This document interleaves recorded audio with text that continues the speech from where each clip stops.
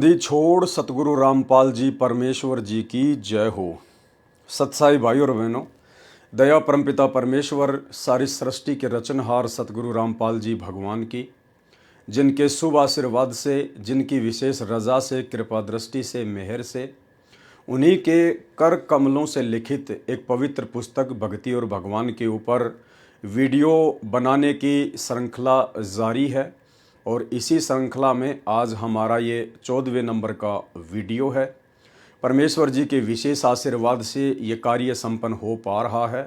परमेश्वर जी ने विशेष आशीर्वाद दे के ये सेवा हम साथ संगति से जुड़े हुए सत्सेवक भाई बहनों को सौंपी है, ताकि हम परमेश्वर जी के ज्ञान को आधार बनाकर, उनके तत्व ज्ञान को आधार बनाकर, उन्हीं के कर कमलों से लिखित पुस्तकों के अंदर जो गूढ़ रहस्य भक्ति मार्ग से संबंधित लिखे हुए हैं तथा उनके सत्संगों में जो भक्ति का सार है, उसको अच्छे से जानकर, पहचान कर, समझ कर, उनके सत भक्ति मार्ग पर, उनके चरणों में अपने आत्म कल्याण के लिए दृढ़ हो जाएं। तो भाई और बहनों, आज के वीडियो की हम शुरुआत करें, क्योंकि आज का वीडियो विशेष तौर पर प्रश्नोत्तरी को लेकर है। यानी कुछ वे लोग जो संत रामपाल जी के सत्संग सुनकर और अध्यात्म को अच्छे से जानने की चाहत में उनसे सवाल जवाब किया करते थे, उन्हीं सवाल जवाबों को लेकर सतगुरु रामपाल जी परमेश्वर जी ने आगे इस पुस्तक में अपने कर कमलों से भक्ति मार्ग के बहुत सारे गूढ़ रहस्य लिखे हैं, बहुत सारी जानकारियां हमें उपलब्ध करवाई है। अतः इनकी भी हमें जानकारी होना बहुत ज़रूरी है, अन्यथा कोई भी व्यक्ति हमारे अंदर शंका पैदा कर सकता है। तो परमेश्वर सतगुरु रामपाल जी भगवान ने सृष्टि रचना को लेकर, ऊपर के लोकों को लेकर तथा भक्ति मार्ग से संबंधित कुछ शंकाओं को लेकर बहुत सारी बातें इस पुस्तक में लिखी हैं, जिनके ऊपर हम आगे बढ़ेंगे। तो आगे बढ़ें उससे पहले गुरुदेव भगवान का आशीर्वाद प्राप्त करते हैं। बंदी छोड़ सतगुरु रामपाल जी भगवान की जय हो। परम पिता परमात्मा, सारी सृष्टि के रचनहार, कुल मालिक, असंख्य ब्रह्मांडों के स्वामी, जगत गुरु, तीनों लोकों में प्रवेश करके सबका भरण पोषण करने वाले राजाधिराज, आत्माधार, नाथों के नाथ, देवों के देव महादेव, सर्वेश्वर महेश्वर, मृत्युंजय, अजरो अमर, आदि अनादि सनातनी प्रभु, जगत पिता जगदीश्वर, श्री श्री 1008 की उपाधि के वास्तविक अधिकारी, अकाल मूरत सौद स्वरूपी राम वासुदेव, सर्वगतम ब्रह्म, परम पूज्य, प्रथम पूज्य, परम संत, परम पुरुष, परम धनी, परम दयालु, सत्य कबीर, हक्का कबीर, अल्लाहु कबीर, अल्लाहु अकबर, बाखबर, अल्लाह ताला, जगत के तारणहार, जगत के मुक्तिदाता, जगत के जगन्नाथ, हारे के सहारे, हिंदुओं के राम, मुसलमानों के अल्लाह, सिखों के वाहेगुरु, ईसाइयों के मसीह, दया के सागर दयानिधि, करुणा के सागर करुणानिधि, स्वयंभू परिभू, संकट मोचन, कष्ट हरण, मंगल करण, दुख भंजन, अविगत कबीर, निर्विकार निर्विषम परमात्मा, अलय अलेख सतगुरु,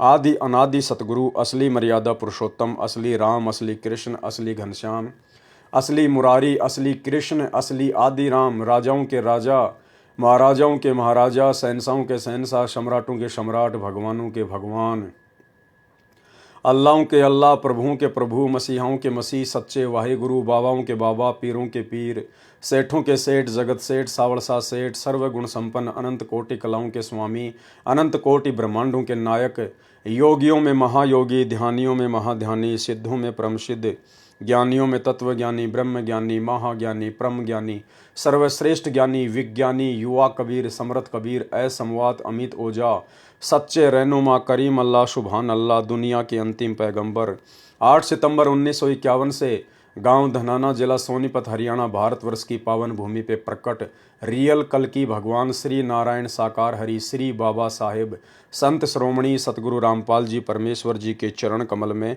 साध संगति से जुड़े हुए देश विदेश से हम सभी सत्सेवक भाई बहनों का अनंत कोटि दंडवत प्रणाम। गुरुदेव भगवान हम सबको सद्बुद्धि बख्शे और इसी प्रकार से अपने शत भक्ति मार्ग पर दृढ़ता के साथ अपना आशीर्वाद देकर निरंतर हमें आगे बढ़ाते रहें। एकमात्र यही कामना पूज्य गुरुदेव भगवान से हम सभी सत्सेवक भाई बहनों की है।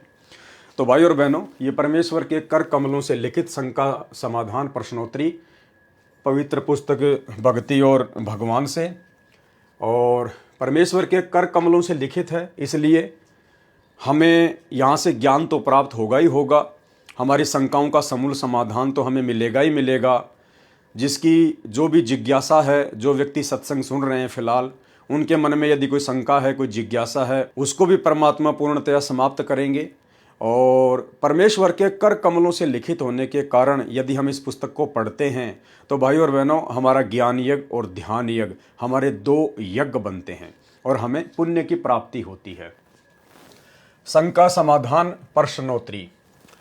पूज्य संत रामपाल जी महाराज के चरणों में सादर प्रणाम। मैंने आपसे फोन पर भी कई प्रश्नों के उत्तर प्राप्त किए। कुछ प्रश्नों के उत्तर परिभाषा प्रभु की सुनकर स्वयं ही मिल जाते हैं और कुछ के फोन पर पूछ लिए हैं। कृपया मेरे निम्नलिखित प्रश्नों का उत्तर देने का कष्ट करें। यानी शुरुआत में जब परमेश्वर ने भक्ति मार्ग की शुरुआत की थी और जब परमेश्वर ने सन 2000 में करोथा आश्रम बनाया, तो उस समय परमात्मा मोबाइल फ़ोन पर भी या लैंडलाइन फ़ोन पर भी अपने भक्तों की या आम समाज की शंकाओं का समाधान स्वयं ही किया करते थे। तो साधक कह रहा है कि मैंने बहुत सारे सवालों के जवाब तो आपसे फ़ोन पर प्राप्त कर लिए थे। कुछ मैंने आपकी जो पुस्तक है परिभाषा प्रभु की, मैंने उसको पढ़ा, उससे मैंने काफ़ी कुछ समाधान प्राप्त कर लिए थे। कुछ एक सवाल मेरे मन में और हैं जिनको मैं जानना चाहता हूं। तो उन्होंने परमेश्वर के पास में एक लेटर लिखा, एक चिट्ठी लिखी और अपनी शंकाएं जाहिर की। और क्या कहा? प्रश्न नंबर 1, पुस्तक गहरी नज़र गीता में मैंने पढ़ा है कि हम सारी आत्माएं काल के जाल में कैसे फंसी, और ये भी जाना कि सतगुरु जी की कृपा से हम सतलोक पुनः फिर जा सकती हैं। क्या कह रहे हैं कि सतगुरु जी की कृपा से ही हम पुनः सतलोक जा सकती हैं। यानी भाई और बहनों, सतगुरुदेव भगवान परम पूज्य परमेश्वर सतगुरु रामपाल जी भगवान स्वयं ही कबीर परमात्मा है, कबीर प्रभु हैं।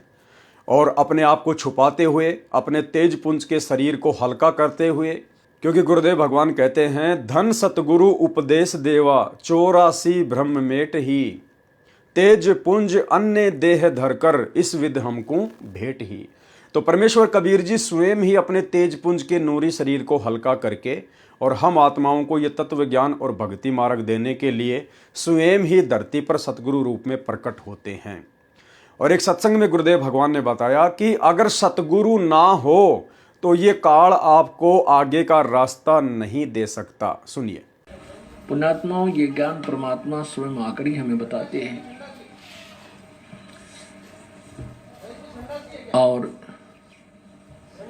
यदि वो परमात्मा स्वयं आकर के अपना ज्ञान प्रचार ना करे तो ये काल हमें कोई रास्ता नहीं देता। यानी वर्तमान में सतगुरु रामपाल जी स्वयं ही कबीर परमात्मा हैं, स्वयं ही कबीर अल्लाह हैं, कबीर साहिब हैं, इसमें कोई दो राय नहीं है। और इसीलिए हम सभी सत्सेवक भाई बहनों ने अपने पूज्य परमेश्वर कबीर जी को, जो कि सतगुरु रूप में धरती पर प्रकट हैं, उनकी पहचान करके, और जो नकली कबीर आम समाज में प्रचलित है, एक दाढ़ी मूंछ वाली कबीर जी की समझे जाने वाली काल्पनिक फोटो, नकली फोटो, उस फोटो को साध संगति से जुड़े हुए हम सभी सत्सेवक भाई बहनों ने फाड़ फाड़ कर अपने घरों से बाहर कर दिया है, क्योंकि हमें असली कबीर की पहचान हो चुकी है। तो सवालकर्ता भी यही बात कह रहा है।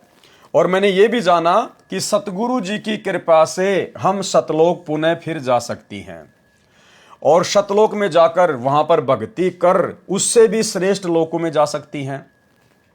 यानी सतलोक में जाने के बाद वहां भी अगर हम चाहें तो हम ऊपर के लोकों में जाने की भक्ति कर सकते हैं। सतलोक में जाने के बाद फिर ऊपर के जो लोक है, अगम लोक, अलक लोक, अनामी लोक, उनकी भक्ति शुरू हो जाती है। यानी सतलोक से भी परम सुख फिर ऊपर के लोकों में है।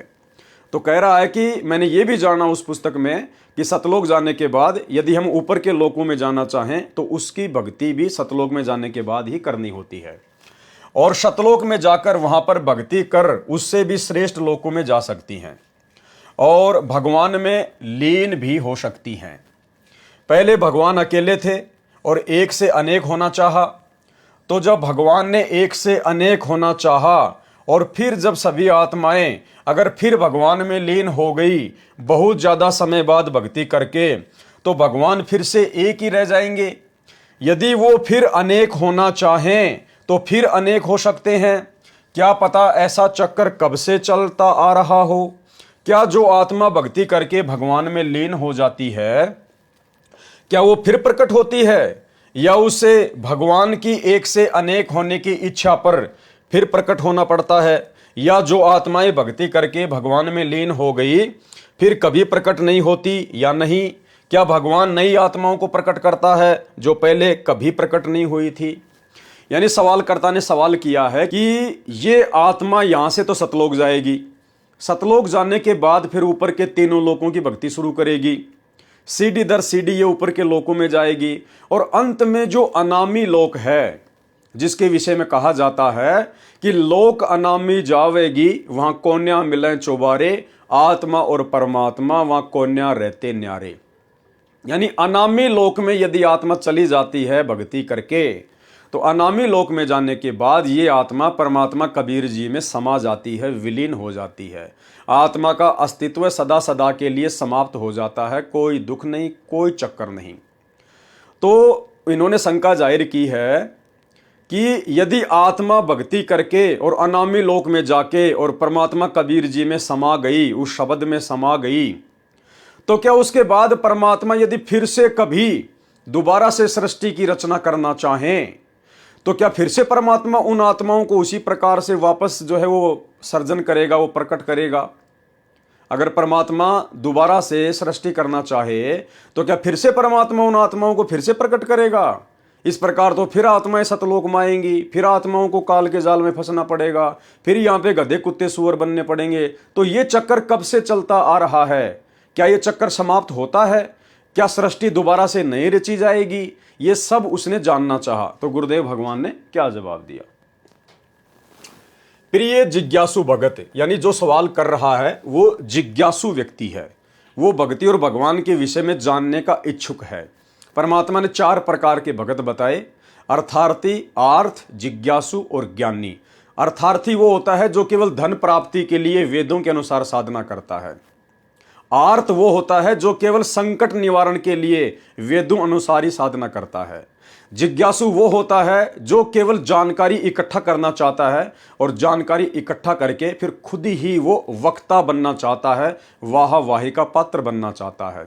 चौथे नंबर का है ज्ञानी। ज्ञानी को परमात्मा ने सर्वश्रेष्ठ बताया है कि ज्ञानी वो होता है जो ज्ञान प्राप्त करके परमात्मा की प्राप्ति करके और अपनी आत्मा का कल्याण ही करवाना चाहता है। तो सतगुरु रामपाल जी परमेश्वर जी ने संकेत किया है कि जो व्यक्ति सवाल कर रहा है वो मेरा भगत नहीं है, वो केवल फिलहाल सत्संग सुन रहा है, पुस्तकें पढ़ रहा है और वो जिज्ञासु व्यक्ति है। तो परमेश्वर ने उसकी शंकाओं का समाधान किया है। आपका पत्र मिला जिससे पता चला कि आपकी परमात्मा के अंदर विशेष रुचि है। यह नया ज्ञान होने के कारण ढेर सारी शंकाओं का हो जाना स्वाभाविक है। आपके कुछ प्रश्न तो ऐसे हैं कि मैं उत्तर देना चाहूंगा तो भी आप समझ नहीं सकते, क्योंकि ये आध्यात्मिक मार्ग के अंतिम स्थिति के प्रश्न हैं और आपने अभी आध्यात्मिक मार्ग प्रारंभ भी नहीं किया है, यानी आपने अभी उपदेश भी नहीं लिया है, केवल प्रश्न ही कर रहे हैं। आपके प्रश्नों का भाव ऐसा है जैसे आप ही स्वयं अपने जीवन पर सोचें कि मैं पैदा कहां से हुआ, क्यों हुआ, क्या हम युवा होकर वृद्ध होते हैं, क्यों होते हैं, और मरकर फिर पैदा तो नहीं होंगे। इन प्रश्नों का उत्तर क्या आपने कभी सोचा? और भगवान ने जो कुछ करना है वह कर रहा है, हमने जो कुछ करना है प्रभु ने उसका मार्गदर्शन शास्त्रों के अंदर किया हुआ है। फिर भी प्रश्न नंबर 1 का उत्तर देता हूं। प्रभु कबीर साहिब ने ऊपर के रचे लोकों की सृष्टि की तथा वे लोक अजर तथा अमर अर्थात अविनाशी रचे हुए हैं। गुरुदेव भगवान कहते हैं कि सतलोक से लेकर अनामी लोक, यानी ऊपर के 4 जो लोक हैं जो परमेश्वर ने रचे हैं वो अजर अमर हैं, उनका कभी भी विनाश नहीं होता।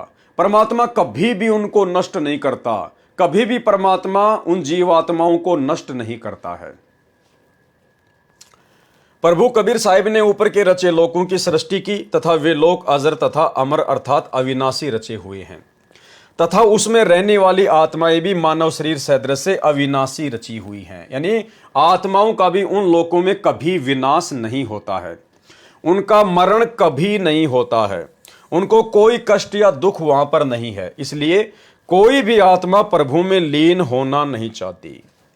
गुरुदेव भगवान कहते हैं कि सतलोक से लेकर अगम लोक तक उन लोकों में जितनी भी आत्माएं हैं और वो जो अजर अमर लोक हैं ऊपर के, वो आत्माएं कभी भी परमात्मा में लीन होना ही नहीं चाहेंगी, वो कभी लीन होना ही नहीं चाहती, क्योंकि वहां इतने सुख हैं जिनकी यहां पर कल्पना भी नहीं की जा सकती है। इसलिए वहां जाने के बाद ये आत्मा परमात्मा में लीन होना ही नहीं चाहेगी उन सुखों को प्राप्त करने के बाद में। उनका मरण कभी नहीं होता, उनको कोई कष्ट या दुख वहां पर नहीं है, इसलिए कोई भी आत्मा प्रभु में लीन होना नहीं चाहती। जैसे जिसको भी यहां पर जरा सा भी सुख है और दुख चाहे ढेर सारा भी है, फिर भी मरना नहीं चाहता। अब जैसे आज परमात्मा संत रामपाल जी के रूप में धरती पर प्रकट हैं और हम 21 ब्रह्मांड में फंसे हुए प्राणी कितने दुखी, कितने परेशान हैं, कितने चिंतित रहते हैं, कितनी समस्याओं में घिरे रहते हैं। हर प्रकार के दुख, तकलीफें, आंधी, ओले, बरसात, भूकंप, बाढ़, महामारी, युद्ध, गृह युद्ध, बेटा बेटी का मर जाना, परिवार का एक्सीडेंट हो जाना, शरीर में कोई भयंकर रोग हो जाना, अचानक से कोई दुख आ जाना। फिर भी यहां जो आदमी थोड़ा बहुत सुख प्राप्त है, जो मानता है कि मैं सुखी हूं नकली सुख को प्राप्त करके, उदाहरण के लिए जैसे कोई एमएलए है या कोई विधायक है या कोई सरपंच है, और उस व्यक्ति को आज सतगुरु रामपाल जी अपने सत्संगों के माध्यम से या संत रामपाल जी के शरण में आने के बाद उनके भगत उन लोगों को सतलोक के विषय में बताते हैं, वहां के सुखों के विषय में बताते हैं।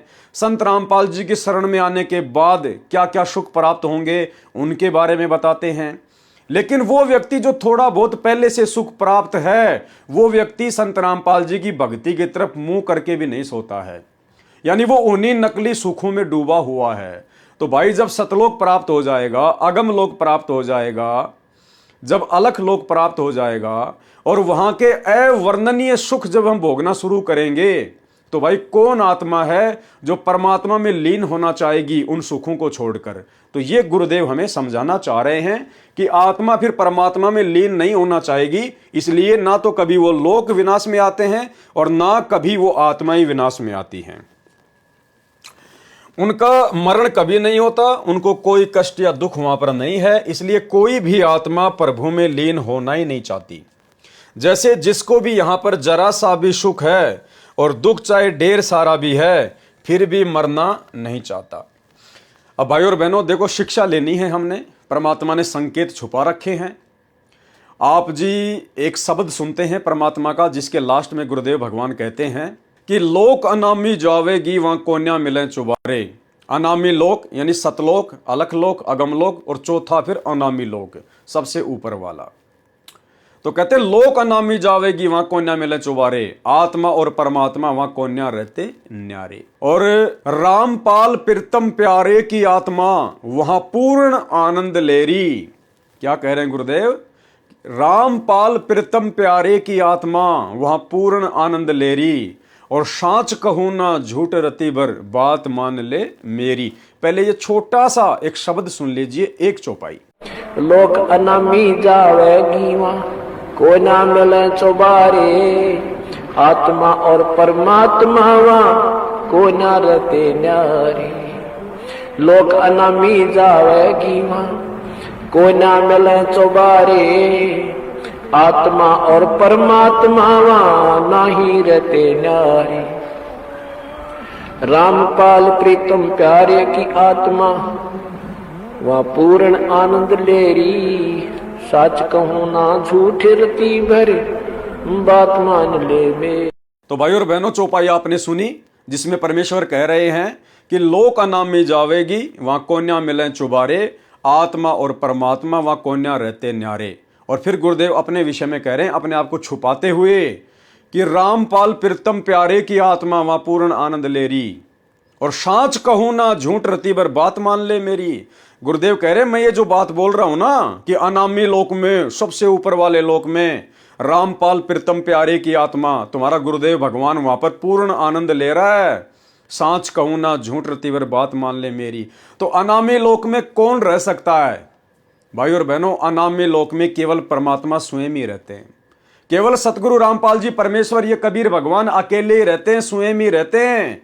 जहां परमेश्वर सृष्टि की रचना करने से पहले भी थे, जहां परमेश्वर अकेले थे, वहां कोई आत्मा नहीं जा सकती।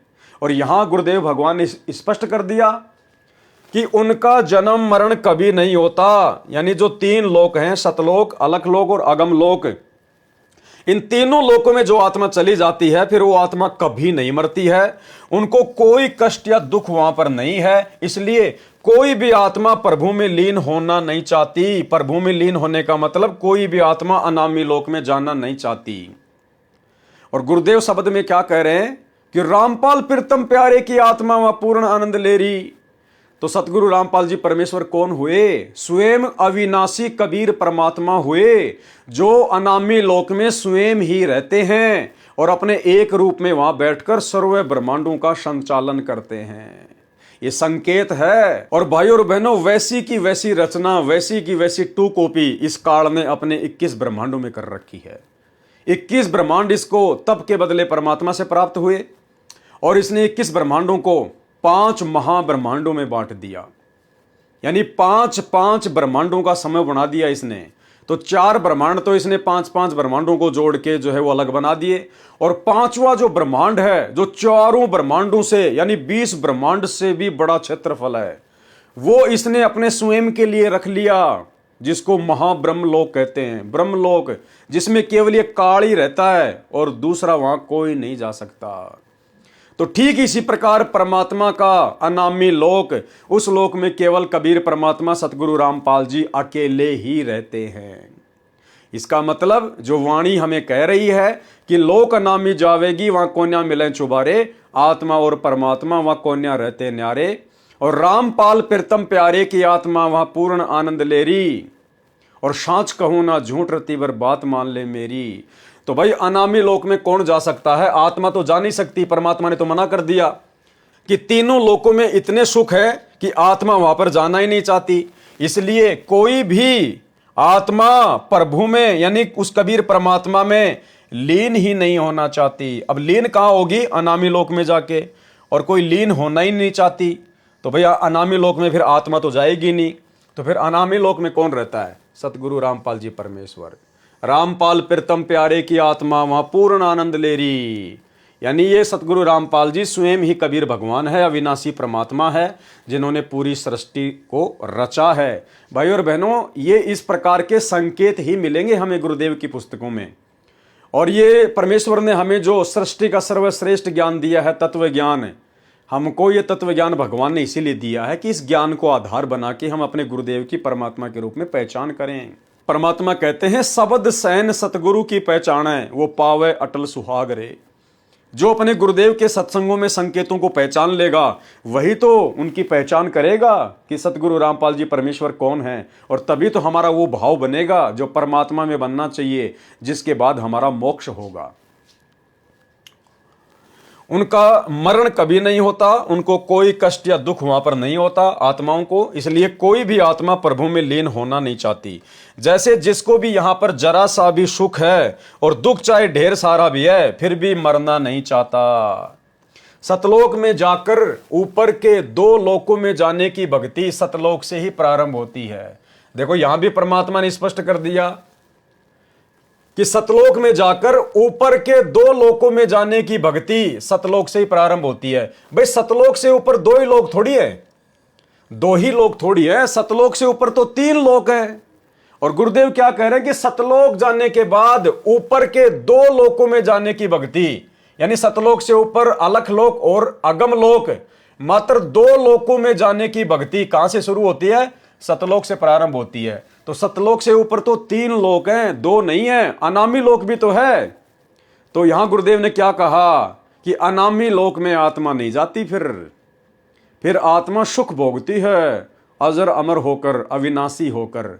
अगर अनामी लोक में भी जाने की भक्ति होती तो परमात्मा यहां पर यह लिखते कि ऊपर के 3 लोकों में जाने की भक्ति, क्योंकि सतलोक से ऊपर तो 3 लोक है ना, लेकिन परमात्मा ने 2 ही लोकों का वर्णन किया है।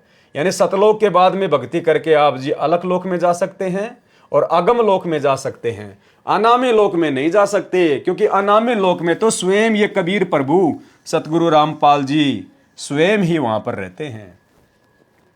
ऊपर के 2 लोकों में जाने की भक्ति सतलोक से ही प्रारंभ होती है। परमात्मा ने जो सृष्टि एक बार रच दी दोबारा नहीं रचेगा, दोबारा तोड़ेगा रचेगा तो ये अविनाशी नहीं है, अर्थात ऊपर की सृष्टि ज्यों की त्यों सदा रहेगी। काल के 21 ब्रह्मांडों की सृष्टि का सत्यानाश होता रहता है, नष्ट होती रहती है, बनती रहती है। अक्सर पुरुष के लोक नष्ट होते रहते हैं, बनते रहते हैं, परंतु शतलोक, अलख लोक, अगम लोक और अनामी लोक, ये ऊपर के चारों लोक और ऊपर के 3 लोकों में जितनी भी जीवात्माएं हैं उनका कभी भी विनाश नहीं होता। परमात्मा उनको कभी भी खंड नहीं करता, उनको ज्यों का त्यों रखता है परमात्मा। इसलिए तो उनको अविनाशी लोक कहा गया है। यदि परमात्मा उनको तोड़ेगा, फिर से बनाएगा, आत्माओं को अपने अंदर संभालेगा, फिर से प्रकट करेगा, तो ना तो वो लोक अविनाशी कहे जा सकते और ना वो आत्मा अविनाशी कही जा सकती। इसलिए जो आत्माएं परमात्मा ने प्रकट कर दी हैं और जो ऊपर के लोक परमात्मा ने बना दिए हैं, वो परमात्मा कभी भी नष्ट नहीं करता, वो सदा अविनाशी रहेंगे और उनमें निवास करने वाली आत्माएं भी परम सुख का भोग भोगेंगी और सदा अविनाशी ही रहेंगी। परमात्मा ने जो सृष्टि एक बार रच दी दोबारा नहीं रचेगा, दोबारा तोड़ेगा रचेगा तो ये अविनाशी नहीं है, अर्थात ऊपर की सृष्टि ज्यों की त्यों सदा रहेगी। प्रश्न 2, साधारण मनुष्य भी भक्ति या तप साधना ज्यादा करके ये शक्ति प्राप्त कर लेता है कि सही भविष्य जान लेता है। तो पूर्ण ब्रह्म कबीर जी तो सर्वशक्तिमान है। यानी फिर इस भाई ने सवाल किया कि यहां पर एक साधारण मनुष्य भी जब तप करके सिद्धियां प्राप्त करके भविष्य जान लेता है कि आगे तेरे साथ में क्या होगा, तू सुखी होगा या दुखी होगा। लेकिन परमात्मा कबीर जी तो अंतर्यामी हैं, वो तो सब कुछ जानते थे। और जब काल ने सतलोक में तप किया अलग से राज्य प्राप्ति के लिए, तो क्या कबीर जी को यह पता नहीं था कि यह तप क्यों कर रहा है? और जब ये तप करेगा तो बहुत सारी आत्माएं इसके ऊपर आसक्त हो जाएंगी, फिर सारी आत्माएं इस काल के साथ में यहां आएंगी, यहां आने के बाद फिर नरक भोगेंगे, गधे कुत्ते सुअर बनेंगी। तो कबीर परमात्मा को क्या ये पता नहीं था? और अगर पता था तो उन्होंने हमारे को सतलोक में रोका क्यों नहीं? यानी इस प्रकार की शंकाएं भाई जाहिर कर रहा है, जो सवाल अक्सर आप और हमारे से भी काफी लोग जो सतगुरुदेव के थोड़े बहुत सत्संग सुनते हैं, आधा अधूरा ज्ञान सुनते हैं, वो हमसे भी इस प्रकार के सवाल कर लेते हैं। तो हम उनको क्या जवाब दें? साधारण मनुष्य भी भक्ति या तप साधना ज्यादा करके ये शक्ति प्राप्त कर लेता है कि सही भविष्य जान लेता है। तो पूर्ण ब्रह्म कबीर जी तो सर्वशक्तिमान हैं, वो तो सब कुछ जानते हैं। जब हम सारी आत्माएं सतलोक से काल के पास जाना चाहती थी, तो कबीर पिता तो जानते ही होंगे कि इन आत्माओं को क्या क्या कष्ट सहने होंगे। तो ये सब जानते हुए भी हमारी हां कहने पर भी उन्होंने हमें क्यों भेजा? मृत्यु लोक के बुजुर्ग लोग भी अपने बच्चों को कष्ट से बचाने की कोशिश करते हैं, चाहे बच्चे कितने ही जिद्दी क्यों ना हो, लेकिन उनको दुखों से दूर रखते हैं। कबीर पिता ये तो जानते ही होंगे कि नरक कितना दुखदाई है, दुख कैसा होता है। सर्वशक्तिमान होने पर भी अपने बच्चों को सच्चा ज्ञान नहीं दे सकते थे क्या कि इस काल का स्वरूप दुख ही देना है?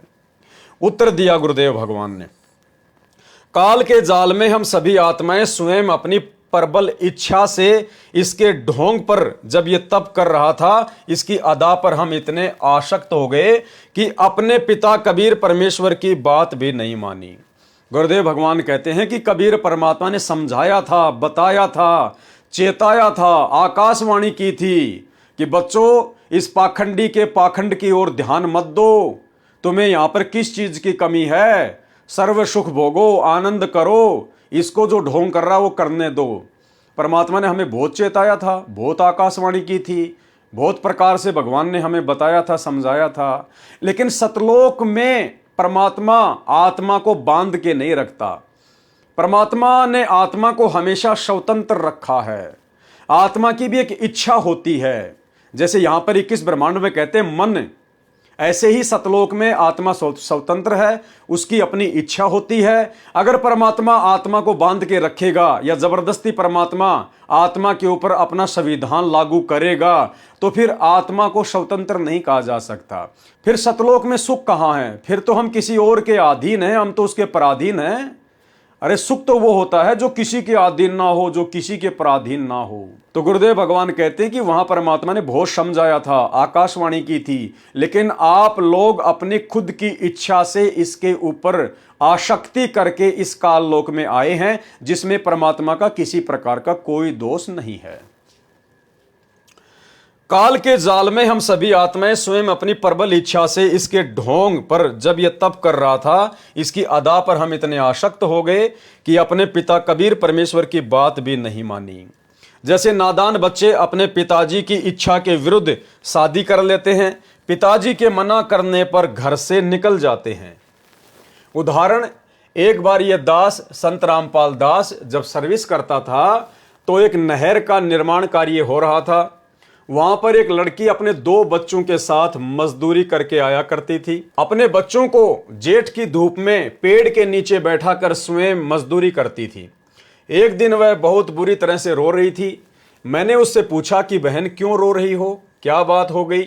उसने बताया कि मैं एक बहुत अच्छे घर की लड़की हूं। अब ये बात भाइयों और बहनों आप और हम आत्माओं के ऊपर लागू होती है। वो बहन जो जेठ की धूप में अपने 2 बच्चों को लेकर जो रोड पर मजदूरी कर रही थी, वो बहन समझो हम आत्मा है। और वो रोड पर जो गर्मी में जो मजदूरी कर रही थी, वो समझो काल का 21 ब्रह्मांड है। ये पृथ्वी लोक है जहां कोई सुख नहीं है, दुख ही दुख है। और उस लड़की ने कहा कि मैं एक बहुत अच्छे घर की लड़की थी, मेरा बाप बहुत धनवान था। इसी प्रकार सतलोक में हमारा बाप कबीर परमात्मा बहुत धनवान है, सेठों का सेठ है, जगत सेठ है।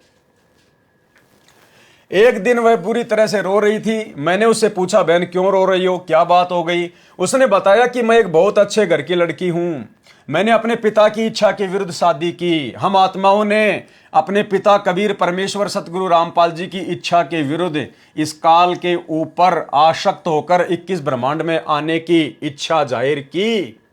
मैंने अपने पिता की इच्छा के विरुद्ध शादी की। जो मेरा पति है, यानी ये जो काल है, जो अब हम आत्माओं का ये पति बन गया है, वह मेरे पिता के यहां नौकर था।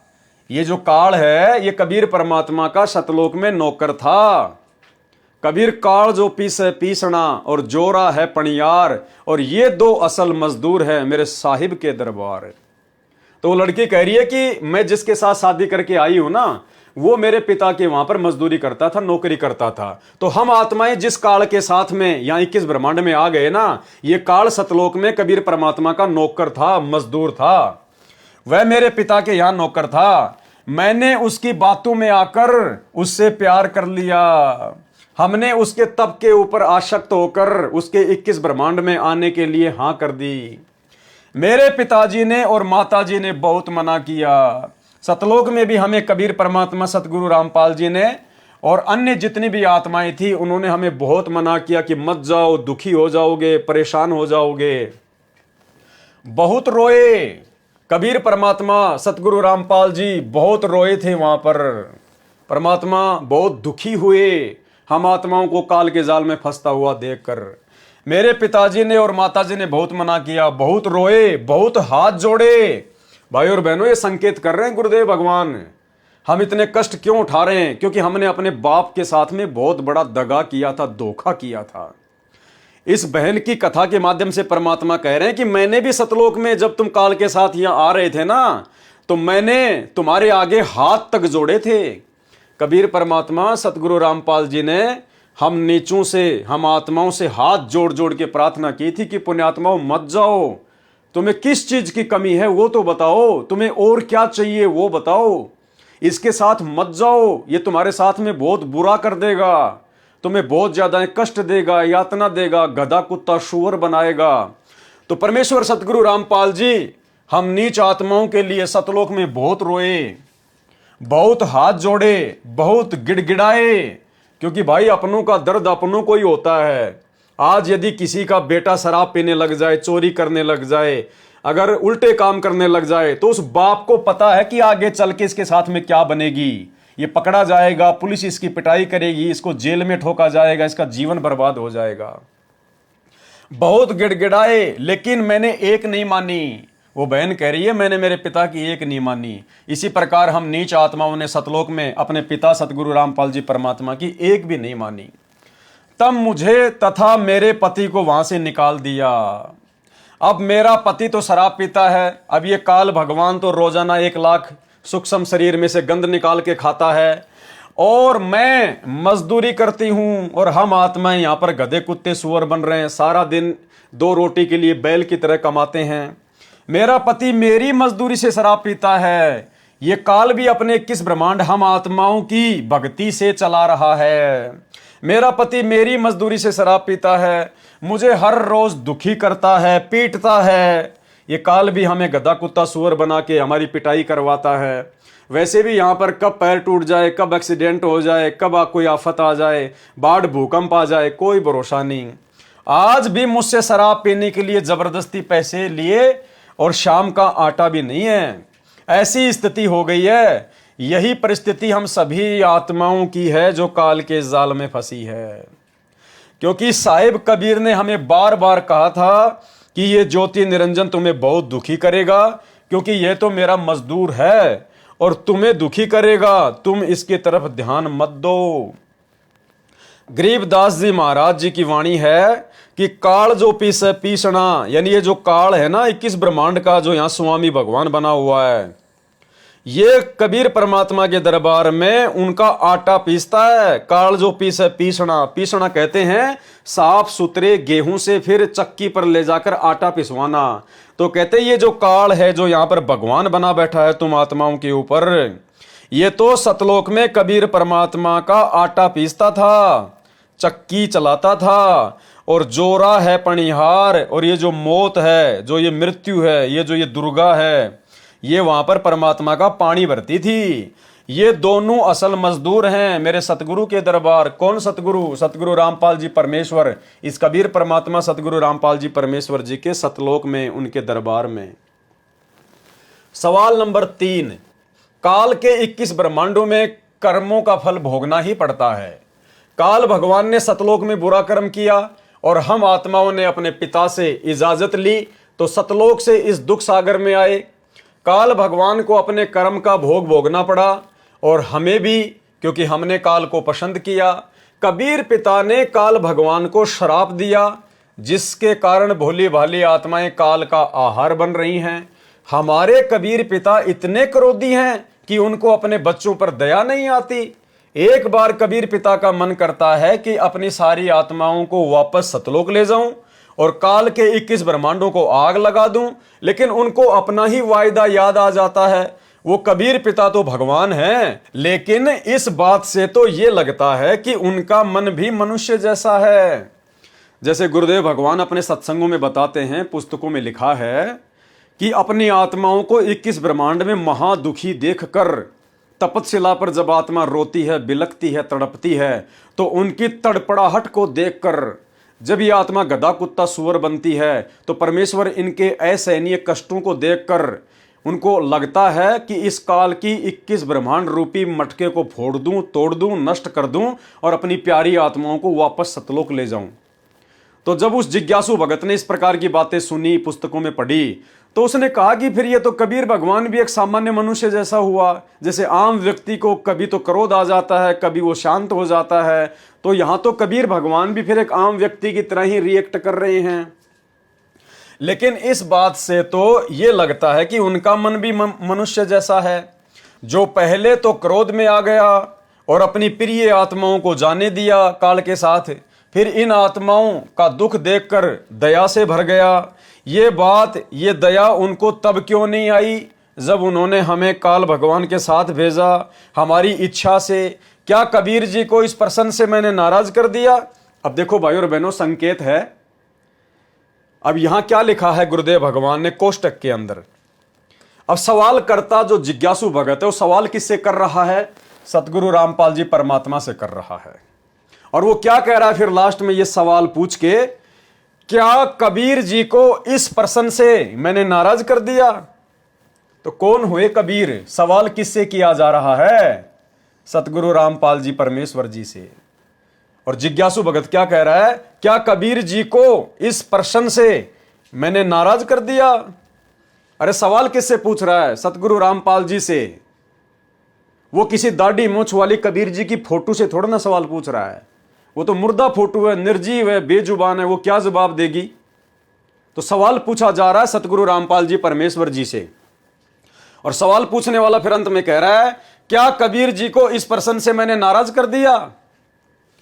क्या मैंने सतगुरु रामपाल जी को, इस कबीर भगवान को इस सवाल से नाराज तो नहीं कर दिया? यानी संकेत गुरुदेव ने कोष्टक में लिखकर अपनी वास्तविक स्थिति जाहिर की है कि ये सवाल स्वयं कबीर भगवान से पूछे जा रहे हैं। वो कबीर भगवान जो वर्तमान में सतगुरु रामपाल जी के रूप में धरती पर प्रकट है। क्या कबीर जी को इस प्रश्न से मैंने नाराज कर दिया?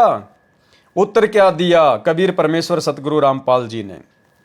काल को श्राप कबीर साहिब ने नहीं दिया। परमात्मा किसी को श्राप नहीं देता। राम किसी को मारे नहीं, मारे तो हत्यारा राम अपने आप ही मर जाएंगे कर कर खोटे काम। सतलोक का एक नियम है, वहां जो इस प्रकार की बकवाद करता है उसको ऑटोमेटिक ये रोग लग जाता है। काल को श्राप कबीर साहिब ने नहीं दिया। सतलोक के अंदर ऐसा विधान है कि जो ऐसी गलती करेगा उसको ये बीमारी स्वतः लग जाती है। जैसे राजा ने संविधान बना दिया, यदि राजा का लड़का भी संविधान को तोड़ता है तो उसको भी उसकी सजा मिलती है। यदि प्रधानमंत्री का पुत्र किसी की हत्या कर दे तो उसको भी सजा मिलेगी। कबीर साहिब ने जब हमारी इच्छा पूछी कि क्या तुम इस काल के साथ जाना चाहते हो, तो हमारी स्वीकृति पर कबीर साहिब ने कहा था कि निरंजन मैं इन सबको भेज देता हूं और तू अपने लोक में जा। कबीर साहिब को यह वचन याद आता है। यानी परमात्मा का खुद का बनाया हुआ संविधान है, परमात्मा का खुद का मैनुअल है, इसलिए परमात्मा खुद भी अपने संविधान को नहीं तोड़ता है। सतलोक में जो इस प्रकार की गलती करता है या जो आत्मा गलती करने वाले का साथ देती है, उसका समर्थन करती हैं, तो सतलोक से बाहर निकल जाने की सजा उनको ऑटोमेटिक मिलती है। ये वहां का रूल है। बाकी समझाने में सतगुरु रामपाल जी परमात्मा ने, कबीर परमात्मा ने सतलोक में हमें कोई कमी नहीं छोड़ी। भाई जैसे भारत का संविधान है और यहां अगर कोई किसी की हत्या करेगा, कोई किसी का मर्डर करेगा तो उसके ऊपर धारा लग जाती है, उसको उम्र कैद हो जाती है, 20 साल की सजा हो जाती है, फांसी भी हो जाती है।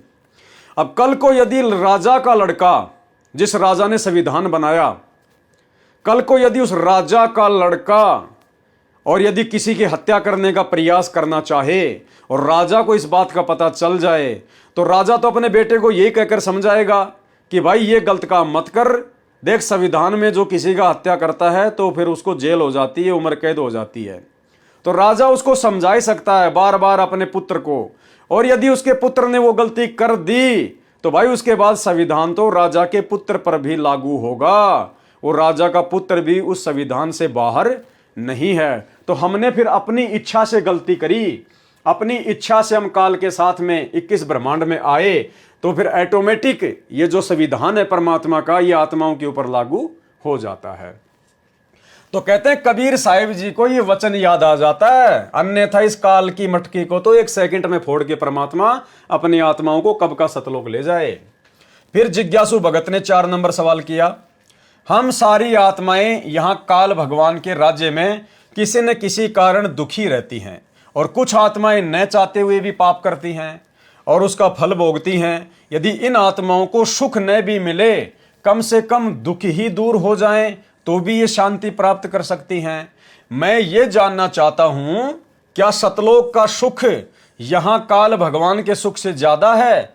अर्थात सतलोक में स्वर्ग, महास्वर्ग या बैकुंठ तथा महाब्रह्म लोक से भी ज्यादा आनंद है? यदि हां, तो हम काल भगवान के कहने पर कि वहां मैं सुख दूंगा, तो हम सतलोक का सुख, आनंद, शांति छोड़कर काल भगवान पर आसक्त हो गए। क्या हम सतलोक में दुखी थे जो अपना दुख थोड़ा कम करने आ गए, या फिर हमें नरक अच्छा लगता था, या फिर हम बहुत बड़े अज्ञानी थे? तो गुरुदेव भगवान ने क्या उत्तर दिया, ये आपकी अप्रवीणता का प्रमाण है और नुक्ताचीनी ढूंढने का शौक नजर आ रहा है। यानी आप अब ये फालतू के सवाल कर रहे हो, इनका कोई औचित्य नहीं है। इसका उत्तर ऊपर प्रश्न नंबर 2 के उत्तर में आ चुका है। क्या उस लड़की को अपने पिता के घर पर कोई दुख था जो उस मजदूर के साथ भाग आई और अब रो रही है? तो सतगुरु रामपाल जी परमेश्वर जी कहना चाह रहे हैं कि भाई सृष्टि रचना में मैंने तुम्हें सारी बातें बता दी कि सतलोक में इतना सुख है, इस काल में तो ढूंढने को भी नहीं मिलेगा। फिर तुम क्यों इस प्रकार के उल्टे सवाल कर रहे हो? क्या सतलोक में सुख थोड़े थे जो सुख प्राप्त करने के लिए आत्मा यहाँ आ गई? जब सृष्टि रचना आपने पढ़ ली कि सारे सुख भोगते भोगते भी इन आत्माओं को काल ने भ्रमित कर दिया कि मैं यहाँ से भी ज़्यादा सुख दूंगा तुम्हें, ऐसे ऐसे मैंने नहरें, नदियाँ, दूध की नदियाँ, शहद की नदियाँ, हीरे मोती के पहाड़ बना दिए, घूमेंगे फिरेंगे पिकनिक करेंगे। तो आत्मा को तो परमात्मा ने स्वतंत्र रखा हुआ है, आत्मा की अपनी इच्छा है और आत्मा अपनी इच्छा के अंतर्गत फंसकर अपनी खुद की अज्ञानता के चलते काल के साथ में आ गई। इसमें परमात्मा का क्या दोष है? सतलोक में तो सुखों का भंडार है और यहाँ आके अब आपको पता चली गया कि यहाँ पर क्या सुख है। आज थोड़ा बहुत कोई अपने आप को सुख प्राप्त समझ रहा है, कल को एक्सीडेंट में उसका बेटा मर गया, टूट गया दुखों का पहाड़। सवाल नंबर 5 किया फिर उसने, मरते समय मनुष्य की जैसी मति होती है वैसी ही उसकी गति होती है।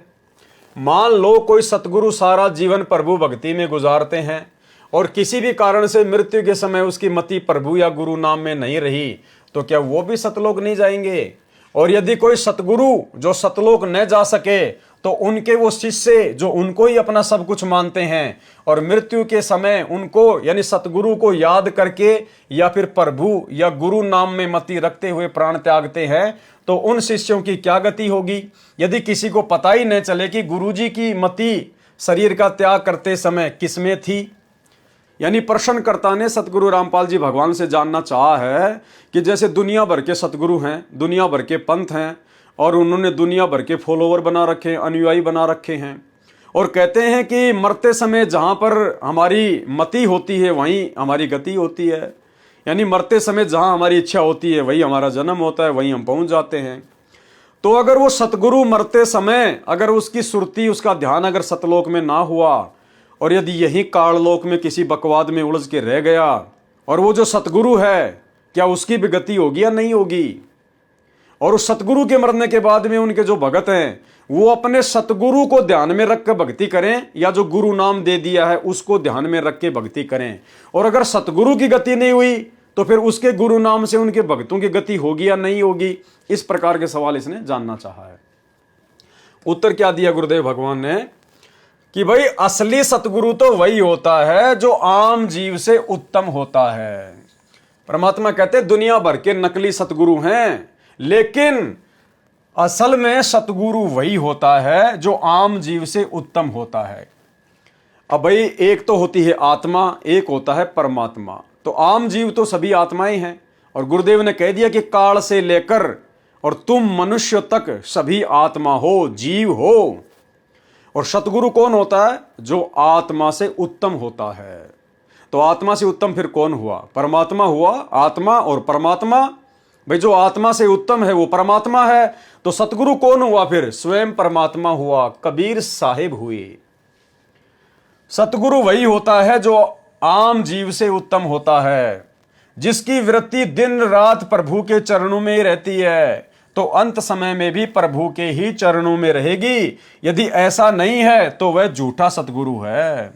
अगर ऐसा नहीं है तो भाई वो नकली सतगुरु है, जैसे दुनिया भर के पंथ खोल के अपने आप को सतगुरु बना के बैठे हुए हैं। फिर उस भगत ने सवाल किया सतगुरु रामपाल जी परमेश्वर जी से, जिन लोगों के सतगुरु शरीर छोड़कर जा चुके हैं उन लोगों को भक्ति में गुरुजी का ध्यान करना चाहिए या कबीर साहिब का? और फिर वही बात, यदि स्वयं गुरुजी की ही मति शरीर छोड़ते समय वहां न रही जो सतलोक जाने के लिए सहायक है, तो भी शिष्यों को गुरु नाम सहायता करेगा या उसको भी वहीं जाना होगा जहां उनके गुरु गए, न कि सतलोक? यानी सवालकर्ता सवाल कर रहा है कि जिन लोगों का सतगुरु शरीर छोड़कर जा चुका है उन लोगों को भक्ति में गुरुजी का ध्यान करना चाहिए या कबीर साहिब का? यानी आप और हमें समझा रहे हैं सतगुरु रामपाल जी भगवान कि जब मैं कल को यहाँ से वापस सतलोक जाऊंगा तो मेरे सतलोक जाने के बाद में तुम भक्तों ने किस प्रकार से भक्ति साधना करनी है। अपने गुरुजी का ध्यान करना है, अपने गुरुजी के बताए मंत्रों का ध्यान करना है, नियम मर्यादा में रह के भक्ति करते रहना है, या फिर जो दाढ़ी मूंछ वाला कबीर साहिब है उसका ध्यान लगा के भक्ति करनी है। तो जवाब क्या दिया गुरुदेव ने?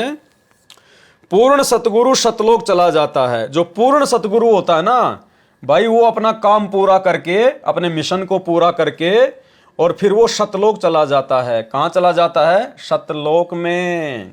यानी वो स्वयं कबीर परमात्मा होता है, इसलिए अपने मिशन को पूरा करके सतगुरु सीधा सतलोक चला जाता है। शिष्यों को पूर्ण मर्यादा तथा नाम जाप विधि प्रदान कर जाता है। पूर्ण परमात्मा उस संत रूप में साधकों के कार्य करता है तथा मर्यादा में रहकर भक्ति करने वाले भक्तों को सतलोक ले जाता है। अब देखो भाई और बहनों, समझने की बात है, संकेत है भाई। जब पूर्ण सतगुरु, जैसे आज सतगुरु रामपाल जी परमात्मा है, आज हमें भक्ति देने के लिए आए हुए हैं। इन्होंने हमें भक्ति दे दी, भक्ति मर्यादा बता दी, सतलोक जाने की विधि बता दी। तो पूर्ण सतगुरु सतलोक चला जाता है। मान लीजिए सतगुरु रामपाल जी परमात्मा अपना पूरा मिशन करके, अपनी लीला को पूरा करके और काल लोक के अनुसार फिर सतलोक जो है चले गए। पूर्ण सतगुरु सतलोक चला जाता है और शिष्यों को पूर्ण मर्यादा तथा नाम जाप की विधि प्रदान कर जाता है। उसके बाद क्या होता है? पूर्ण परमात्मा उस संत रूप में साधकों के कार्य करता है। भाई जब सतगुरु सतलोक ही चले गए तो उसके बाद में फिर कैसे वो कबीर परमात्मा, यदि कोई अन्य है तो उसी सतगुरु के रूप में भक्तों के कार्य पूरा करेगा? भाई जब सतगुरु सतलोक ही चला जाएगा तो उसी रूप में तो वापस धरती पर आएगा नहीं, दोबारा से अपना खेल खेलेगा नहीं। तो कैसे फिर उस सतगुरु के रूप में परमात्मा उनके भक्तों के कार्य सिद्ध करेगा? यानी अन्य कोई परमात्मा नहीं है। यहां तो परमात्मा अपने आप को परमात्मा से अलग साबित करके हमें ज्ञान समझाना चाह रहे हैं। यानी जब सतगुरु रामपाल जी परमात्मा सतलोक को चले जाएंगे, अपनी लीला पूरी करके, अपने मिशन को पूरा करके, तो हम भक्तों को डरने की जरूरत नहीं है, घबराने की जरूरत नहीं है, चिंतित होने की आवश्यकता नहीं है। सतगुरु हमें नाम दे गए, हमें भक्ति दे गए, हमारे को मर्यादाओं का पाठ पढ़ा गए। हमने उनके द्वारा दी गई भक्ति को मर्यादा में रह के करना है। और जब कभी हमारे ऊपर कोई विशेष आपत्ति आएगी, यानी जिस आपत्ति के समय सतगुरु की आवश्यकता पड़ेगी, तो ये तो समर्थ है, सौद स्वरूपी राम है। इन्होंने खाली यही तो शरीर छोड़ा है। ये खाली जिस शरीर में आज आए हुए हैं, अपनी लीला को पूरा करके, अपने मिशन को पूरा करके, इसी शरीर के साथ तो वापस सतलोक में जाएंगे। बाकी तो परमात्मा फिर अपने भगत के लिए कहीं भी प्रकट हो सकता है, कहीं भी प्रकट हो सकता है। परमात्मा तो सौद स्वरूपी राम है, परमात्मा तो कुछ भी कर सकता है।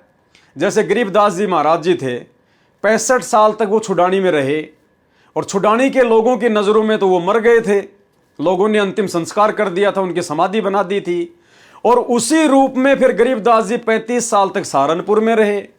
तो इस प्रकार से सतगुरु रामपाल जी परमात्मा जब अपने मिशन को पूरा करके सतलोक चले जाएंगे तो हम भक्तों ने चिंता करने की जरूरत नहीं है। हमने उसी प्रकार से रहना है जिस प्रकार से हम सतगुरु के रहते सहते रह रहे हैं। हमें तनिक भी चिंतित होने की आवश्यकता नहीं है। ये सौद स्वरूपी राम है, ये शब्द रूप में हमारे साथ में रहेगा। जैसे वर्तमान में जेल में बैठे बैठे भी हम सभी आत्माओं के साथ में है शब्द रूप में, और जब इनके सतलोक जाने के बाद कभी इनकी आवश्यकता पड़ेगी तो परमात्मा इसी रूप में तुरंत प्रकट हो जाएंगे। इसी रूप में सतगुरु रामपाल जी भगवान पुनः भगत के सामने प्रकट हो जाएंगे और परमात्मा उसके कार्य सिद्ध कर देंगे, उसके विघ्नों का नाश करेंगे। इसलिए हमने बिल्कुल भी चिंतित होने की आवश्यकता नहीं है। पूर्ण सतगुरु सतलोक चला जाता है, शिष्यों को पूर्ण मर्यादा तथा नाम जाप विधि प्रदान कर जाता है। पूर्ण परमात्मा यानी स्वयं वही सतगुरु उस संत रूप में साधकों के कार्य करता है तथा मर्यादा में रहकर भक्ति करने वाले भक्तों को सतलोक ले जाता है। तथा किनको सतलोक लेकर जाता है? जो मर्यादा में रहकर भक्ति करते हैं। और भाई सतगुरु के सतलोक जाने के बाद ये बातें दिलो दिमाग से निकाल देना कि कोई भी आत्मा पूर्णतया मर्यादा में रहकर भक्ति कर लेगी। अरे टीचर क्लासरूम में है, बच्चों को पढ़ा रहा है। जब तक टीचर क्लास में है तो बच्चे शांत हैं, बच्चे डर के मारे पढ़ रहे हैं, पिटाई के डर से। और जैसे ही टीचर क्लास से बाहर निकलता है, देखो जरा उन बच्चों को, वही एक दूसरे के साथ में हंसी मजाक, मार पीट, एक दूसरे को पैन मारना, फुट्टा मारना, लड़ाई झगड़ा करना, उछल कूद करना, बाथरूम के लिए भाग जाना, पुस्तकों को बैग के अंदर डाल देना। तो भाई और बहनों, सतगुरु के जाने के बाद में फिर मर्यादा बचेगी नहीं। आत्मा पूर्णतया मर्यादा में रह के भक्ति कर नहीं पाएगी। जैसे आज देख लो वर्तमान में, आज तो सतगुरु रामपाल जी भगवान धरती पर हैं और थोड़े से समय के लिए परमात्मा खाली हिसार की जेल में जाके बैठे हैं। हमारे से 100, 200, 400 किलोमीटर दूर जाके हिसार जेल में बैठ गए। और जैसे ही बरवाला कांड के बाद गुरुजी हिसार जेल में जाके बैठे, देख लो पीछे से सतलोक आश्रम मैनेजमेंट हरियाणा ने कितनी कुबद कर दी। सारी मर्यादाएं खुद भी तोड़ दी और संगत से भी तोड़वा दी। जबकि अभी तो गुरुजी सतलोक में नहीं गए, अभी तो परमात्मा धरती पर ही है। खाली थोड़े समय के लिए हिसार जेल में जाके बैठे अपने मिशन के लिए। और इतनी सी देर में, यानी धरती पर परमात्मा हमसे थोड़ा सा ही दूर हुए और इतनी सी देर में गुरुजी के बेटा बेटी भाई बंधु रिश्तेदार, ये कोऑर्डिनेटर और इनके पीछे लगी हुई लाखों की संगत, देखो इन लोगों ने किस प्रकार से 2019 में कांग्रेस सरकार का समर्थन कर दिया खुलेआम। कांग्रेस सरकार को वोट डलवा दिए, कांग्रेस की रैलियों में भक्तों को उनका कुत्ता बना दिया, जो कि भक्ति मर्यादाओं के विरुद्ध है। 2024 में उसी सतगुरु के परिवार के द्वारा, उन कोऑर्डिनेटरों के द्वारा संगत को बीजेपी का कुत्ता बना दिया गया, बीजेपी का समर्थन करवाया, नरेंद्र मोदी की रैलियों में बसें भर भर के ले गए, जगह जगह आश्रम खोल दिए, भक्तों का समय और श्वासें बर्बाद करवाई जा रही है, उनके पैसे का दुरुपयोग किया जा रहा है, इन पत्थरों में बर्बाद करवाया जा रहा है। भक्ति करनी है घर बैठ के करो ना, घर भी तो आश्रम है, लेकिन जगह जगह दुकानें खोल दी धार्मिक धंधे के लिए, हॉस्पिटल खोल रहे हैं आश्रमों में, दुनिया भर की ड्रामेबाजी कर दी उन आश्रमों में, पैसे का दुरुपयोग। धनाना गांव में स्टेडियम बना दिया 50 लाख रुपए का। गुरुजी तो गेम देखने के लिए मना करते हैं, इन्होंने लोगों के खेलने के लिए बना दिए। गांव वालों के लिए बसें चला दी, रोडें बना रहे, एम्बुलेंस चला दी, गुंडों की सीबीआई जांच का समर्थन कर दिया, जगत के साथ यारी दोस्ती कर रहे हैं, जाट आरक्षण में भक्तों को बैठा दिया, रक्तदान दे दान के नाम पर व्यापार। अरे भाई, अभी तो गुरु सतलोक भी नहीं गया, अभी तो गुरुजी हरियाणा में ही हैं। इन आश्रमों से गुरुजी ज्यादा दूर नहीं है, गुरुजी अपने परिवार वालों से ज्यादा दूर नहीं है, खाली 100-200 किलोमीटर दूर हिसार की जेल में बैठे हैं। और इन्होंने इतनी सी देर में इतने पाखंड कर दिए काल प्रेरणा से। तो भाई, जिस दिन सतगुरु अपने मिशन को पूरा करके सदा के लिए सतलोक चले जाएंगे, भाई उसके बाद क्या होगा? कौन मर्यादा में रहेगा? कौन भक्ति करेगा? किसको डर रहेगा? किसी के ऊपर अंकुश ही नहीं रहेगा। इसलिए तो गुरुदेव भगवान अपने इस वीडियो में बार बार कहते हैं कि अगर तुम मेरे रहते सहते पार नहीं हुए तो मेरे जाने के बाद कभी पार नहीं हो पाओगे, क्योंकि मेरे सतलोक जाने के बाद तो तुम्हारे ऊपर कोई अंकुश नहीं होगा, कोई डर नहीं होगा। सुनिए सत्संग। चलो मान ले ईब आपने सुख भी हो गया, रह भी गए, और कंटिन्यूस 5-6 जन्म आपके मनुष्य के भी हो जाएंगे ईस कमाई तक वर्तमान के भक्ति से। और आगे सरदार, क्योंकि आगे घटेगी जब दास यहाँ मौजूद है, अभी गलती करोगे तो आगे कौन से पार हो जाओगे तुम। अब तो हर तरह से मर्यादा आपको समझाता हूँ, ये बताता हूँ ये गलती मत करो, तुम्हें फाउल पॉइंट बताता हूँ कि ये पॉइंट फाउल है, तेरा नाम खंड हो गया। तो अब भी जब रह जाओगे तो फिर आगे कैसे पार होगे तुम? जब ये दास चला जाएगा सतलोक, फिर तुम पर अंकुश नहीं रहेगा, ज्ञान तो रहेगा, लेकिन कुछ ऐसी मर्यादा बन जाएंगी जो पुण्यात्मा बचपन से ही भक्ति अपने बच्चों को रंग में रंग देंगे, वो आने वाले समय में इतना जल्दी नहीं बिगड़ेंगे। और जो वर्तमान में बिगड़ जाएगा तो आगे गलती हुई पड़ी है उस तक। तो इसलिए इस समय को ज्यादा नहीं बढ़ाना आपने। इसलिए भाई और बहनों, आप और हम सभी आत्माओं ने, जो भी आत्माएं साथ संगति से जुड़ी हुई हैं, सत्सेवक हैं, हम सभी भाई बहनों ने डर के भक्ति करनी है। और कोशिश करो 100% कि हे पूज्य गुरुदेव सतगुरु रामपाल जी भगवान, हे परमात्मा, अपने धरती पर इसी रूप में रहते सहते हमें यहां से सतलोक भेज दो। बाद में परमात्मा बाद ही है, कोई भरोसा नहीं है। हम जीव ही हैं, 2 कोटि के प्राणी हैं, कोई भरोसा नहीं कब ये काल हमें भ्रमित कर दे, आपकी मर्यादा तोड़ बैठे और परमात्मा फिर वही सदा सदा के लिए कष्ट उठाने को बाध्य हो जाएंगे। तो भाई और बहनों, ये पुस्तकों में बहुत सारी बातें हैं, ये गूढ़ रहस्य हैं, इनको हमने बहुत ही सावधानी से पढ़ना है और अपने जीवन में अमल भी करना है। और हमने बहुत ही, क्योंकि ये बहुत ही सूक्ष्म पॉइंट है भाई और बहनों, हमने इन चीज़ों को हल्के में लेके नहीं चलना है। पूर्ण सतगुरु सतलोक चला जाता है, शिष्यों को पूर्ण मर्यादा तथा नाम जाप विधि प्रदान कर जाता है, पूर्ण परमात्मा उस संत रूप में साधकों के कार्य करता है तथा मर्यादा में रहकर भक्ति करने वाले भक्तों को सतलोक ले जाता है। फिर 7वां नंबर सवाल किया, कबीर साहिब के साथ जो 4 बच्चे रहते थे और गरीबदास जी के 6 बच्चे क्या उसी जन्म में सतलोक चले गए थे? फिर सवालकर्ता ने सवाल किया कि गरीबदास जी के तो 6 बच्चे थे, 2 लड़की और 4 लड़के, और कबीर जी के भी 2 बच्चे थे, एक कमाल नाम का लड़का और कमाली नाम की लड़की, क्या वो उसी जन्म में पार हो गए थे?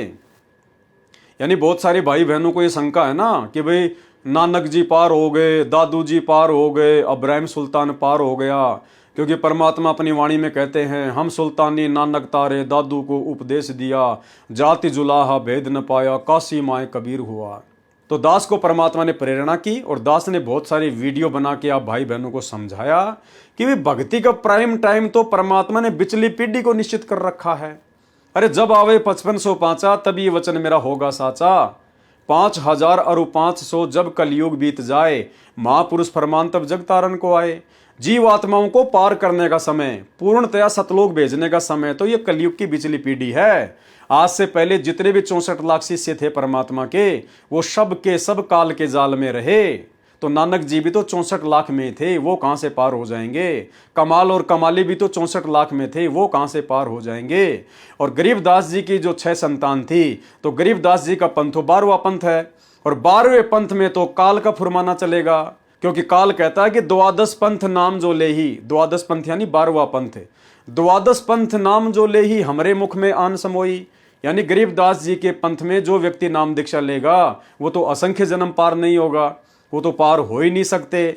लेकिन यहाँ सतगुरु रामपाल जी भगवान अपने आप को छुपाएंगे, क्योंकि परमेश्वर ने देखो हमसे भक्ति करवानी है। और जब हम शुरुआत में परमात्मा के सत्संग सुनते हैं तो परमात्मा तो छोटे बच्चे से लेकर और जिसको सार नाम तक मिल गया उन सब के लिए सत्संग करते हैं। तो परमेश्वर कभी ये नहीं कहेंगे कि वो पार नहीं हुए, परमात्मा तो यही कहेंगे कि वो पार हो गए। लेकिन पार कहाँ तक हुए? वो पार केवल इतने हुए कि उनको दोबारा से मनुष्य जन्म मिलता हुआ आ रहा है, और वर्तमान में वो सभी 64 लाख आत्माएं इस कलयुग की बिचली पीढ़ी में फिर से आएंगी, फिर से मनुष्य जन्म लेंगी, सतगुरु रामपाल जी की भक्ति करेंगी, और अगर पूर्ण मर्यादा में रहेंगी तो वो सतलोक जाने की अधिकारी बनेंगी। कबीर साहिब के साथ जो 4 बच्चे रहते थे, कबीर साहिब के साथ में 4 बच्चे नहीं रहते थे, केवल 2 ही थे। और गरीबदास जी के साथ 6 क्या उसी जन्म में सतलोक चले गए थे? तो गुरुदेव ने उत्तर दिया है, ये आपके अधूरे ज्ञान का ही प्रमाण है। क्यों? क्योंकि आपने कबीर साहिब जी के 4 बच्चे लिखे हैं, जबकि उनके 2 मुंह बोले बच्चे थे, कमाल और कमाली। ये आपके अधूरे ज्ञान का ही प्रमाण है। कबीर साहिब का कोई बच्चा नहीं था और न ही कोई उनकी पत्नी थी। यानी जो 2 बच्चे उनके साथ में थे वो केवल उनके मुंह बोले थे। परमेश्वर ने मुर्दे से जिंदा किया था और फिर भक्ति के लिए अपने साथ में रखा था। 2 बच्चों जिनका नाम कमाल लड़का तथा कमाली लड़की को मृत को जीवित करके अपने पुत्र व पुत्री के रूप में साथ रखा था। अब परमात्मा ने यह जवाब नहीं दिया जो उसने पूछा, क्या उसी जन्म में सतलोक चले गए थे? यानी कबीर जी के साथ में जो कमाल और कमाली थे और गरीबदास जी के 6 बच्चे थे, क्या उसी जन्म में सतलोक चले गए थे? तो इसका जवाब गुरुदेव भगवान ने इस उत्तर में कहीं नहीं दिया। ये आप और हमारी कॉमन सेंस के ऊपर छोड़ दिया परमात्मा ने। यानी उनमें से कोई भी पूर्णतया मोक्ष प्राप्त नहीं हुआ। कमाल तो गुरुद्रोही हो गया था, गुरुद्रोही तो योगों योगों तक नरक में जाता है। और बाकी जो आत्माएं थी, जो कमाली थी और जो गरीबदास जी के 6 बच्चे से जो भक्ति पर लगे हुए थे, उनको परमात्मा अवश्य वर्तमान में मौका देगा, मनुष्य जन्म देगा। अगर भक्ति करेंगे, मर्यादा में रहेंगे तो पार होंगे। और साथ में परमात्मा ने गरीबदास जी के विषय में एक सत्संग में बताया कि उनके 2 परम शिष्य थे, संतोष दास और बनखंडी दास, उनके परम शिष्य थे। और वो भी केवल इतने ही पार हुए कि उनको भी फिर से मनुष्य जन्म लेना पड़ेगा। यानी जब गरीबदास जी के दोनों परम शिष्य ही पार नहीं हुए, सतलोक नहीं जा पाए, तो भला उनके बच्चे कहां से पार हो जाएंगे? क्योंकि बच्चे तो वैसे भी दृढ़ होकर भक्ति पर नहीं लगते। तो सुनिए छोटा सा सत्संग। अब इन बेरा गरीबदास जी आए थे, 2 संतों का प्रमाण मिला है जो सारे हरियाणा में पार हुए। एक संतोष दास, एक कलाहौड़ के अंदर उसका बनखंडी दास, उन दोनों के वहां आश्रम बने हुए। वो भी इतने पार हुए से वो फिर जन्म लेना से उन्होंने। यानी हम डटते नहीं संत की मर्यादा पे और फिर दोबारा उनको पार करेंगे। तो अब बताओ ई हम भी फेल हो ऐसा, हम तो कुछ भी जीव नहीं उनकी आंख के सामने बंद भगवान खुद आए, उन पर विश्वास नहीं किया हमने, इसी प्रकार नहीं मानते क्योंकि हम फिर उन संतों के चक्कर में पड़े हैं जिनको बड़ी बड़ी जोटार लटार धारावाहिक वो चालान से तन्यों को नारा संत तो वो सब, ये तो एक साधारण जाट से, ये तो जमींदार मेरे हार, ये तो फलानी का दो छोरा से, ये तो दोता है ना हमारे गांव का। गरीबदास ने न्यों कहा करते राज वहां मंदिर बड़ा का माथा टेकना सामने नाक रगड़े से उसके आगे जा गए। और ये फेल होता, भगवान आता है तो क्या सींग लगा का आवेगा या कोई और काम करके आवेगा, वो कारण होता है। पर उस समय हम फेल हो जाते हैं, फिर उड़ा मंदिर बनाते हैं, मूर्ति लावा सा, फिर पूजन लाग जावा, समय जब मानते नहीं उसकी एक भी। अरे एक मान लेते तो एक का पार कर दे, इतना बड़ा ग्रंथ लेके बंदी छोड़, क्या उन्होंने बताया नहीं होगा, क्या उन्होंने समझाया नहीं होगा, दुनिया को बहुत कहा होगा। पर हमारा जो उल्टी बुद्धि फेर रखी काल ने, या सुलटी होना मुश्किल से, भक्ति मुश्किल नहीं है। मकर तार में ही मैदान, सूर्य संत पहुंचे सुजान, बहते को बहजान न दे, सतगुर पूरे खेवट हैं, शब्द अतीत हमारी जात, गरीब दास गुदा ना गात। शब्द अतीत हमारी जात, गरीब दास गुदा ना गात। सत साहिब। फिर सवालकर्ता ने 8वें नंबर का सवाल किया सतगुरु रामपाल जी परमेश्वर जी से, कबीर साहिब तो पूर्ण ब्रह्म है, क्या गरीबदास जी कोई साधारण आत्मा थी? गरीबदास जी को भी कबीर साहिब जितना ही लगभग आदर दिया जाता है, इसका कारण? उत्तर दिया गुरुदेव ने, कबीर साहिब पूर्ण परमात्मा है तथा गरीबदास जी भक्ति अधिकारी आत्मा थी, और कबीर साहिब से उपदेश प्राप्त करके वह भी परम आत्मा अर्थात श्रेष्ठ आत्मा हो गई थी। देखो, परमात्मा से ज्ञान प्राप्त करके कोई भी परमात्मा नहीं बन जाता। परमात्मा कहते हैं जीव जीव होता है, पीव पीव होता है, पीव यानी परमात्मा। लेकिन वो जीव जो पीव के संपर्क में आता है तो उसके थोड़े बहुत गुणों से युक्त हो जाता है। जिस प्रकार चुंबक चुंबक ही होती है, लोहा लोहा होता है, लोहा कभी चुंबक नहीं बन सकती, लेकिन ज्यादा समय तक वो लोहा चुंबक के संपर्क में आने के कारण, चुंबक से चिपके रहने के कारण थोड़े बहुत चुंबकीय गुण उसमें भी आ जाते हैं, लेकिन वो थोड़े समय के लिए होते हैं, फिर वो लोहा का लोहा रह जाता है। लेकिन यहां क्या कह रहे हैं परमात्मा? क्योंकि गरीबदास जी स्वयं ही कबीर परमात्मा थे, लेकिन वो एक भगत की भूमिका में यहां आए थे, इसलिए उनको पूर्ण परमात्मा की संज्ञा नहीं दी जा सकती। जिस प्रकार काशी में कबीर जी पूर्ण परमात्मा के रूप में प्रकट थे, और जो केशव बंजारे के रूप में आए थे वो भी कबीर परमात्मा ही थे, लेकिन केशव बंजारा को परमात्मा की संज्ञा नहीं दी जा सकती क्योंकि उनका रोल अलग था और कबीर जी का रोल अलग था। लेकिन यह संकेत कर दिया गुरुदेव भगवान ने, तथा गरीबदास जी भक्ति अधिकारी आत्मा थी और कबीर साहिब से उपदेश प्राप्त करके वह भी परम आत्मा हो गई। परम आत्मा का मतलब होता है परमात्मा, एक होती है आत्मा, एक होता है परमात्मा। तो भाई भगवान के संपर्क में आके कोई भी जीवात्मा परमात्मा नहीं बन सकती। ऐसे तो फिर सारे परमात्मा बन जाएंगे, फिर तो बहुत सारे भगवान हो जाएंगे, असंख्य फिर तो परमात्मा हो जाएंगे। तो यहां गुरुदेव ने संकेत किया है, समझदार को संकेत ही काफी है कि वह भी परम आत्मा हो गई, श्रेष्ठ आत्मा हो गई। अर्थात गरीबदास जी स्वयं ही कबीर परमात्मा थे, वो केवल एक भगत का रोल कर रहे थे। जिन्होंने पूर्ण परमात्मा कबीर साहिब की महिमा का एक सदग्रंथ साहिब रचा और जिसके आधार पर अब ये अनमोल सत्य ज्ञान हमें प्राप्त हुआ, इसलिए गरीबदास जी आदरणीय हैं। गरीबदास जी भले कबीर परमात्मा थे, लेकिन वो आप और हमारे लिए आदरणीय हैं, पूजनीय नहीं हैं। तथा कबीर साहिब पूजनीय हैं। पूजनीय कौन है? कबीर साहिब। कौन कबीर साहिब? वो कबीर परमात्मा जो आज सतगुरु रामपाल जी के रूप में धरती पर प्रकट हैं, जिनका वैदिक नाम है कबीर परमात्मा। पूजनीय केवल हमारे लिए कबीर परमात्मा है, यानी वक्त गुरु ही पूजनीय होता है, क्योंकि वक्त गुरु कबीर पंथ में स्वयं कबीर परमात्मा ही होता है। बाकी चाहे गरीबदास जी हो, चाहे नानक जी हो, चाहे दादू जी हो, ये सब हमारे लिए आदरणीय हैं, पूजनीय नहीं है। इसलिए हम इनको दंडवत प्रणाम भी नहीं कर सकते। हम किसी भी आदरणीय को दंडवत प्रणाम नहीं कर सकते। जैसे हम भक्तों के लिए हमारे माता पिता भी आदरणीय हैं लेकिन पूजनीय नहीं है, इसलिए हम उनको दंडवत प्रणाम नहीं कर सकते। दंडवत प्रणाम केवल पूजनीय को किया जाता है। तो वर्तमान में एकमात्र पूजनीय हम भक्तों के लिए कबीर परमात्मा सतगुरु रामपाल जी भगवान है। इसीलिए हम सभी सत्सेवक भाई बहनों ने अपने अपने घरों से वो दाढ़ी मूंछ वाली कबीर जी की नकली फोटो को अपने घर से निकाल दिया, क्योंकि फोटो नकली है, नाम नकली नहीं है परमात्मा का। नाम तो कबीर है और कबीर आज धरती पर आ गया, लेकिन जो फोटो हमें दिखाई जाती थी कबीर जी की दाढ़ी मूंछ वाली, वो नकली है।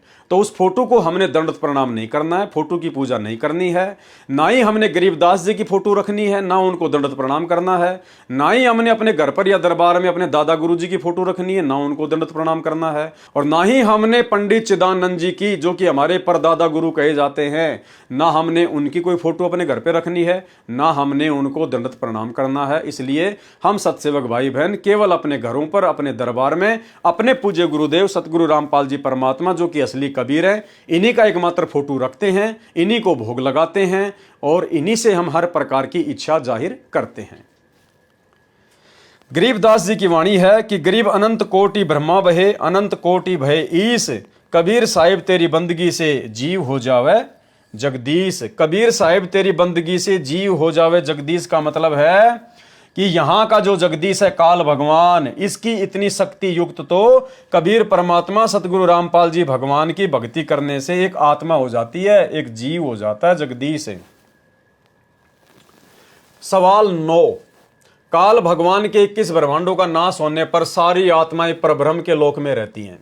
यानी जब काल भगवान के 21 ब्रह्मांडों का नाश होता है, महाप्रलय होती है, तब वो कबीर परमात्मा क्या करता है, जितनी भी आत्माएं 21 ब्रह्मांड में होती हैं उन सबको बीज रूप में और इस काल को और दुर्गा को अक्षर पुरुष के लोक में रख दिया जाता है।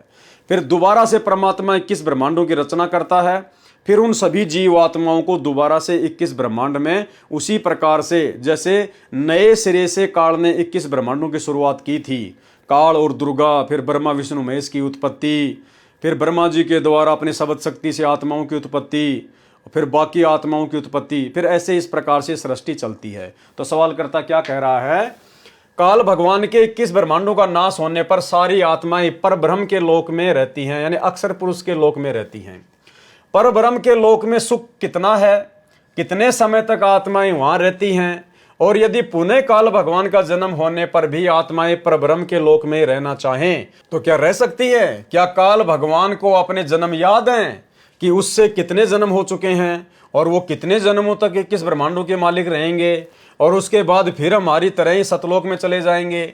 जब काल भगवान की मृत्यु होती है और इसी प्रकार परब्रह्म की मृत्यु होती है तो क्या वो भी मृत्यु का कष्ट भोगते हैं? या जैसे मृत्यु लोक के प्राणी अपने जीवन में दुख भोगते हैं, इसी तरह ब्रह्म और परब्रह्म भी अपने अपने जीवन में दुख भोगते हैं। अक्षर पुरुष कितने जन्मों तक जिएगा? क्या अक्षर पुरुष की सृष्टि में सुख है? इसी प्रकार कबीर पिता के सहज आदि पुत्रों ने यदि किसी सृष्टि की रचना की वहां पर तो क्या वहां सुख है? क्या कबीर पिता के सहज आदि पुत्रों का भी कभी नाश होता है?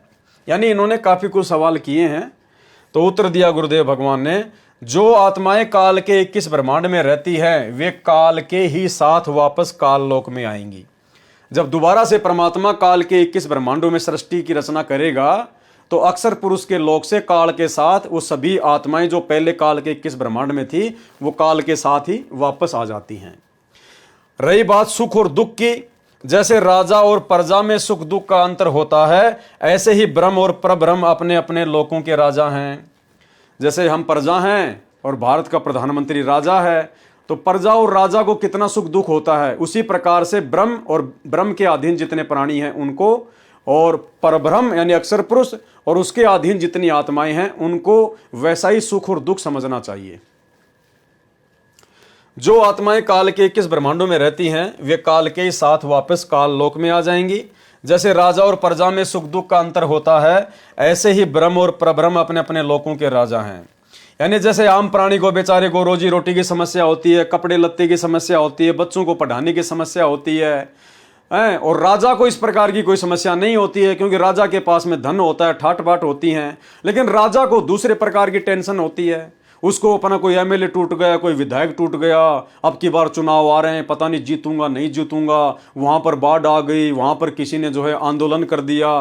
तो राजा हमेशा अपनी गद्दी को अपने पद को लेकर चिंतित रहता है, टेंशन में रहता है। बाकी उसको खाने पीने की टेंशन नहीं, आम आदमी को खाने पीने की टेंशन रहती है। तो इसी प्रकार दुखी यहां पर ये ब्रह्म भी है और परब्रह्म भी है, दुखों में अंतर है। और दुख फिर भी होता है। सहजदास आदि पुत्रों का विनाश नहीं होगा, क्योंकि वे अब सावधान हो गए हैं, क्योंकि उन्होंने काल की दुर्दशा देख ली है। अब वे ऐसी गलती नहीं कर सकते। फिर उस जिज्ञासु भगत ने सतगुरु रामपाल जी परमेश्वर जी से सवाल किया। सवाल नंबर 10, शेरा वाली माता काल भगवान के श्राप से द्रौपदी बनी और उसको नरक भी जाना पड़ा। कुंती पुत्रों को तो नरक इसलिए जाना पड़ा, यानी पांचों पांडवों को तो इसलिए नरक जाना पड़ा कि उन्होंने युद्ध में हिंसा की और बहुत सारे लोग मारे। लेकिन कुंती और द्रौपदी को क्यों नरक जाना पड़ा? और युधिष्ठिर जी ने उन सबको अपने अपने हिस्से का स्वर्ग दिया, और ये लोग स्वर्ग भोगकर फिर नरक जाएंगे। ये नरक की अवधि क्या है? एक कल्प या उससे थोड़ी कम या ज्यादा होती है। द्रौपदी जी शेरा वाली माता है। पृथ्वी पर जब लोग माता का जागरण करते हैं तो अक्सर माता लोगों में आती है। जब द्रौपदी जी को पुनः यदि नरक जाना पड़ेगा तो भी शेरा वाली माता जागरण में आएगी या नहीं आएगी? तो उत्तर दिया गुरुदेव भगवान ने। वैसे ये फालतू के सवाल हैं, लेकिन परमात्मा फिर भी, क्योंकि दुनिया फालतू के सवाल ज्यादा करती है हम भक्तों से, इसलिए परमात्मा कहते हैं उनको किस प्रकार से जवाब देना है। एक ऐसी सिद्धि होती है जिससे कई रूप बनाए जा सकते हैं, लेकिन उसका विशेष संबंध मुख्य आत्मा से ही रहता है। जैसे किसी प्राणी के सैकड़ों हाथ पैर हों और उनके किसी पैर को चोट लग जाए तो उसकी भी पीड़ा होती है। ऐसे ही शेरा वाली मुख्य रूप में अपने लोक में रहती है। जो दुर्गा है वो मुख्य रूप से तो अपने लोक में रहती है, और उसी का अंश सिद्धि से द्रौपदी रूप में प्रकट हुआ था। राज्य के बंटवारे के दौरान युद्ध करवाने में द्रौपदी का विशेष रोल अर्थात सहयोग था। यानी जो उसने सवाल किया ना कि कुंती और जो द्रौपदी थी उनको नरक क्यों जाना पड़ा, तो परमात्मा कहते महाभारत का युद्ध करवाने में द्रौपदी का विशेष तौर पर हाथ था। वो बार बार अपने पतियों को, पांचों पांडवों को जोश दिलाया करती थी कि दुशासन ने और दुर्योधन ने जिस प्रकार से मेरी बेइज्जती की चीर हरण करके, तुम उसका बदला लो, बदला लो, इसलिए उसको नरक भोगना पड़ा। और जो पांडवों की माता थी कुंती, उसको इसलिए नरक भोगना पड़ा क्योंकि वो भी पांचों पांडवों को, अपने पुत्रों को अपना अधिकार लेने के लिए प्रेरणा किया करती थी, युद्ध के लिए उनको प्रेरित किया करती थी। राज्य के बंटवारे के दौरान युद्ध करवाने में द्रौपदी का विशेष सहयोग था। वह बार बार कहती थी कि जब मेरा चीर हरण करने की कोशिश की थी तो उसका बदला लो। कुंती भी ऐसे ही पुत्रों को प्रेरणा किया करती थी कि अपना हिस्सा अवश्य लिया जाए, जो अनर्थ का कारण बना। बाद में करोड़ों बहनों के विधवा व करोड़ों बच्चों के अनाथ होने की बद्दुआएं उस सारे ही परिवार को, जिन्होंने बाद में राज्य का सुख भोगा, उनको भोगनी पड़ी। उसका परिणाम इन दोनों कुंती तथा द्रौपदी को भी नरक का दुख भोगने का कारण बना। जागरण के दौरान कोई माता जागरण में नहीं आती क्योंकि वह उनकी अविद्यापूर्वक पूजा है, और जागरण के दौरान प्रेत आत्माएं किसी के शरीर में प्रवेश करके बोलती हैं कि मैं माता आ गई हूं। फिर 11 नंबर सवाल किया उस जिज्ञासु भगत ने सतगुरु रामपाल जी परमेश्वर जी से। काली माता की एक तस्वीर में मैंने देखा कि उनकी काफी भुजाएं हैं, और बचपन में एक और तस्वीर देखी थी जिसमें शायद, जैसा मुझे याद आता है, कि काली माता ने शिवजी भगवान पर पैर रखा हुआ था। काली माता कौन है? यानी बच्चों जैसे सवाल वो कर रहा है सतगुरु रामपाल जी परमेश्वर जी से। अब आप और हमें तो ये बच्चों जैसे सवाल लगेंगे, क्योंकि परमेश्वर ने हमें तत्व ज्ञान की ऊंचाइयों पर बैठा दिया है। लेकिन फिर भी परमात्मा, क्योंकि सभी मालिक की आत्मा है और वो जिज्ञासु भगत था, इसलिए परमात्मा उसका समाधान कर रहे हैं। ये काली माता भी इसी शेरा वाली का अंश है। जो काली माता है, जो नवरात्रि किए जाते हैं ना, कि दुर्गा के 9 रूपों की पूजा की जाती है, तो परमात्मा कहते हैं ये सब उसी की आत्माएं हैं, उसी का अंश है, दुर्गा का ही अंश है, वो दुर्गा नहीं है। प्रश्न 12, लोगों की इच्छाएं वैष्णव माता पूरी करती है, लेकिन आपने कहा कि वो केवल स्मृति के लिए बनाई गई जगह है।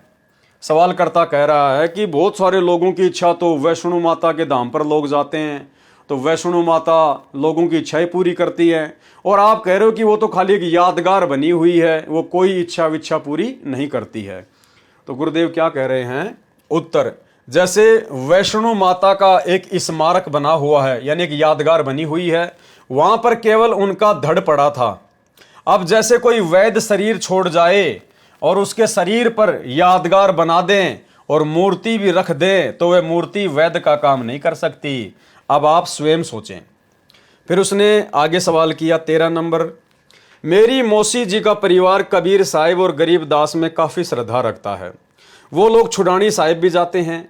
मेरी मौसी जी की छोटी बेटी ने बताया कि गरीब दास जी ने कहा था कि जो मेरे शिष्य हैं वो छुड़ानी साहिब अवश्य आवें, यानी छुड़ानी धाम में अवश्य आएं। जो छुड़ानी साहिब जाएगा उसका सीधा स्वर्गों में वास होगा। इस प्रकार उन्होंने मुझे बताया था। लेकिन उसके बाद जब मैंने आपसे नाम उपदेश लेने के नियम पढ़े तो मुझे शंका हो गई। इसका यदि प्रमाण नहीं है तो मुझे ये बताओ कि कहीं गरीबदास जी इसे लिखना भूल गए हों, केवल वाणी से ही कह गए हों। कृपया ये शंका दूर करें। कहीं ऐसा न हो कि सही नाम लेकर केवल इसलिए मुक्त न हो कि छुड़ानी साहिब नहीं गए। तो गुरुदेव ने क्या उत्तर दिया, ये धारणा अज्ञानी लोगों द्वारा पैदा की जाती है कि किसी स्थान या धाम से ही मुक्ति होती है। ऐसा ही काशी में उन स्वार्थी संतों, गुरुओं, महंतों ने गलत धारणा पैदा कर रखी थी कि जो काशी में मरता है वह स्वर्ग जाता है और जो मगर में मरता है वो गधा बनता है। परमात्मा कह रही है धाम वाम पर जाना, किसी आश्रम में जाना कि उस आश्रम में जाओगे तो ही मुक्ति होगी, तो ही परमात्मा प्रसन्न होंगे। कहते हैं ये तो मूर्ख लोगों की अपनी अपनी सोच है, धर्म को धंधा बना के जो बैठे हुए हैं। ऐसा भक्ति मार्ग में कुछ नहीं है। जो भक्ति आपको गुरुदेव से प्राप्त हो गई, मर्यादा में रहकर कहीं बैठ के कर लो, मर्यादा में रहोगे, गुरु को भगवान मानोगे, ज्ञान को आधार बनाओगे तो मुक्ति होगी। काशी के अंदर पाखंडियों ने एक भ्रमणा फैला रखी थी कि जो अंत समय में काशी में प्राण त्यागता है वह स्वर्ग जाता है और जो मगहर में मरता है वह गधा बनता है, क्योंकि मगहर की धरती पवित्र नहीं है। उस पृथ्वी को भगवान शिव ने श्राप दे रखा है। एक आमी नाम की नदी बहा करती थी, वह भी भगवान शिव ने अपने श्राप से सुखा दी। सभी अपने अपने बुजुर्ग लोगों को लेकर काशी में अपने अपने पुरोहितों यानी पंडितों के घर छोड़ने लगे कि इनका अंत समय आ रहा है, पिताजी को अब कुछ समय हम यहाँ पर रखेंगे। पाखंडियों ने प्रत्येक व्यक्ति की फीस कुछ रुपए प्रति महीना रख दी। वह धन भी पहले जमा कराते, उन पंडों का भी पेट भरते और अपने माता पिता को भी वहां रखते और फिर वे वहां पर मर जाते। कुछ समय के बाद वहां पर भीड़ होने लगी, यानी उन बुजुर्गों की फिर जो है वो काशी में भीड़ होने लग गई। इतनी भीड़ होने लगी कि कहीं स्थान नहीं रहा। इतने बूढ़ों की व्यवस्था कैसे हो? पहले तो पैसे के लालच में आफत मोल ले ली। अब उन नादान पंडित पुरोहितों ने सोचा कि यहाँ पर तो दुनिया ही इकट्ठी होने लग गई, इनकी व्यवस्था हो नहीं पाएगी, इनको रख नहीं सकते। उन्होंने क्या स्कीम बनाई? मनुष्य काटने का हत्था बना दिया। उनको करोत कहा जाता था। वह गंगा के किनारे बनवा दिया। ऊपर से करोत आए और नीचे गर्दन रख दे और वह करोत गर्दन काट देता था और फिर वे उसको गंगा में धक्का दे देते थे। ऐसा कसाईयों जैसा काम इन हिंदू धर्म के मार्गदर्शकों ने किया। वे प्रभु प्रेमी आत्माएं मुक्ति हेतु गर्दन तक प्रभु के निमित्त देना स्वीकार करके उस साधना पर भी आश्रित हो गए। हिंदू गुरु ब्राह्मणों ने कहा कि यदि किसी ने जल्दी स्वर्ग जाना हो तो भगवान की तरफ से करोत आया है, जो उससे अपनी गर्दन कटवा लेगा वह शीघ्र स्वर्ग चला जाएगा। कुछ रुपए टिकट फालतू लगा दी, वह हत्ता बना दिया, तो वह भी स्वीकार कर लिया श्रद्धालुओं ने। परमात्मा को चाहने वाली आत्माओं की कमी नहीं है, परंतु मार्ग सही नहीं मिलने से नरक भोगा। कबीर साहिब इन धार्मिक लोगों का धर्म की आड़ में जुल्म करने का भांडाफोड़ करने लगे। उसके बाद इस भ्रम को तोड़ने के लिए कि जो मगहर में मरता है वह गधा बनता है और काशी में मरने वाला स्वर्ग जाता है, बंदी छोड़ कहते हैं कि सही विधि से भक्ति करने वाला प्राणी चाहे वह कहीं पर भी प्राण त्याग दे, वह अपने सही स्थान पर ही जाएगा। उन नादानों का भ्रम निवारण करने के लिए कबीर साहिब ने कहा कि मैं मगर में मरूंगा और सभी ज्योतिषी वाले देख लेना कि मैं कहाँ जाऊंगा, नरक में जाऊंगा या स्वर्ग से भी ऊपर शतलोक में जाऊंगा। कबीर साहिब जी ने काशी से मगर के लिए प्रस्थान किया। बीर सिंह बघेला और बिजली खान पठान ये दोनों ही सतगुरु के शिष्य थे। बीर सिंह ने अपनी सेना साथ में ले ली कि कबीर साहिब वहां पर अपना शरीर छोड़ेंगे, इस शरीर को लेकर हम काशी में हिंदू रीति से अंतिम संस्कार करेंगे। यदि मुसलमान नहीं मानेंगे तो लड़ाई करके शव को लाएंगे। सेना भी साथ ले ली। अब इतनी बुद्धि है हमारी, हर रोज शिक्षा दिया करते थे कि हिंदू मुसलमान दो नहीं हैं। अंत में फिर वही बुद्धि। उधर से बिजली खान पठान को पता चला कि कबीर साहब यहाँ पर आ रहे हैं मगर में। बिजली खान पठान ने सतगुरु तथा सर्वे आने वाले भक्तों तथा दर्शकों की खाने तथा पीने की सारी व्यवस्था की और कहा कि सेना तुम भी तैयार कर लो, हम अपने पीर कबीर साहब का यहाँ पर मुसलमान विधि से अंतिम संस्कार करेंगे। कबीर साहब के मगर पहुंचने के बाद बिजली खान ने कहा कि महाराज जी स्नान करो। कबीर साहब ने कहा कि बहते पानी में स्नान करूंगा। बिजली खान ने कहा कि सतगुरुदेव यहाँ पर साथ में एक आमी नदी है, वह भगवान शिव के शराब से सूखी पड़ी है, उसमें पानी नहीं है। जैसी व्यवस्था दास से हो पाई है पानी का प्रबंध करवाया है, लेकिन संगत बहुत ज्यादा आ गई है, नहाने की तो बात नहीं बन पाएगी। संगत की नहाने की तो बात नहीं बन पाएगी। पीने का पानी पर्याप्त मात्रा में बाहर से मंगवा रखा है। कबीर साहब ने कहा कि वह नदी देखे कहां पर है। उस नदी पर जाकर साहब ने हाथ से ऐसा इशारा किया जैसे यातायात यानी ट्रैफिक का सिपाही रुकी हुई गाड़ियों को जाने का संकेत करता है। वह आमी नदी पूरी भरकर चल पड़ी। बोलो सतगुरुदेव भगवान की जय। सत साहिब, ये आमी नदी वहां पर अभी भी विद्यमान है। सब ने जय जयकार की।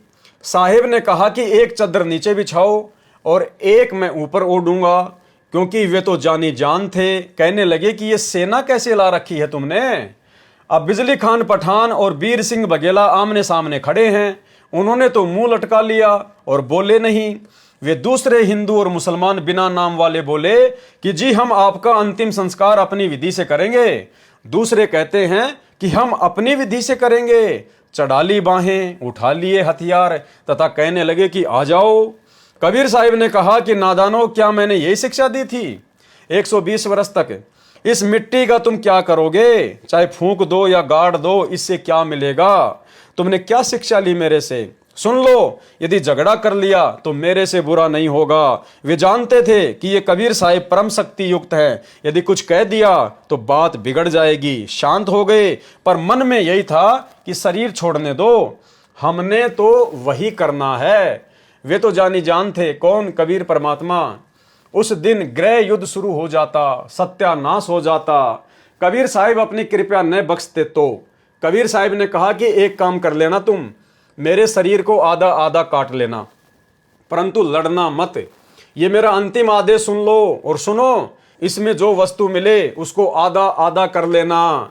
महीना माघ शुक्ल पक्ष तिथि एकादशी विक्रमी संवत 1575 1575 सन 1518 को कबीर साहब ने एक चद्दर नीचे बिछाई और एक ऊपर ओढ़ ली। कुछ फूल कबीर साहब के नीचे वाली चद्दर पर 2-2 इंच मोटाई में बिछा दिए।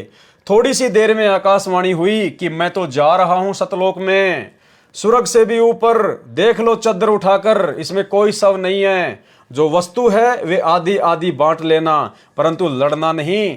जब चद्दर उठाई तो सुगंधित फूलों का ढेर शव के समान ऊंचा मिला।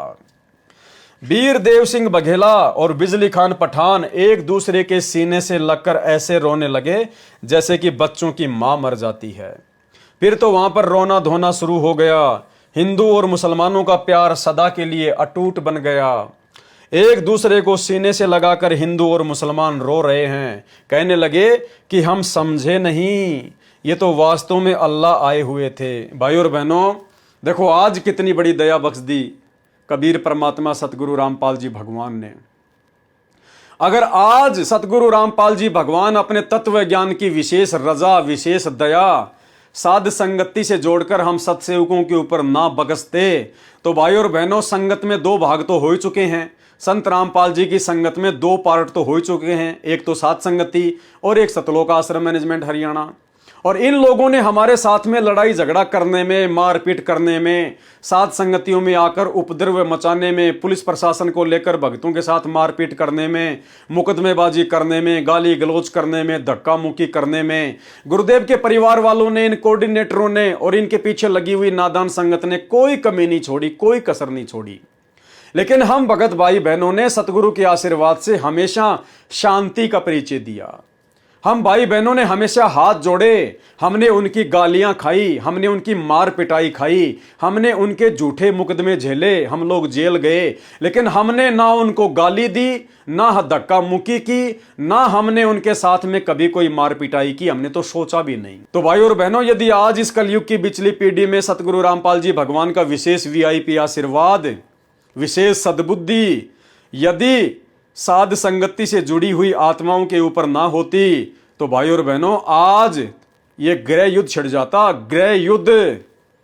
क्योंकि साध संगति में भी आत्माओं की कोई कमी नहीं है, क्योंकि साध संगति में बहती हुई नदी की तरह सतलोक आश्रमों से टूट टूट कर आत्माएं आने लग गई थी। ये देखते हुए डर कर इन सतलोक आश्रम वालों ने फिर साध संगतियों में आकर लड़ाई झगड़े करना शुरू कर दिया, मार पिटाई करनी शुरू कर दी।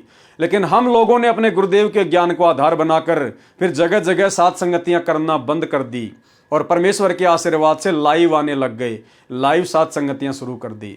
अगर भाई और बहनों हम भी अगर इनकी तरह से अगर जानवर बन जाते, गुरुदेव के बेटा बेटी भाई बंधु रिश्तेदार इन कोऑर्डिनेटर और इनके पीछे लगी हुई 90% नादान संगत की तरह यदि हम सत्सेवक भी जानवर बन जाते, ईंट का जवाब पत्थर से देते, तो भाई और बहनों गृह युद्ध छिड़ जाता, हजारों भक्तों की अकाल मृत्यु हो जाती, लड़ झगड़ के मर कट के अब तक।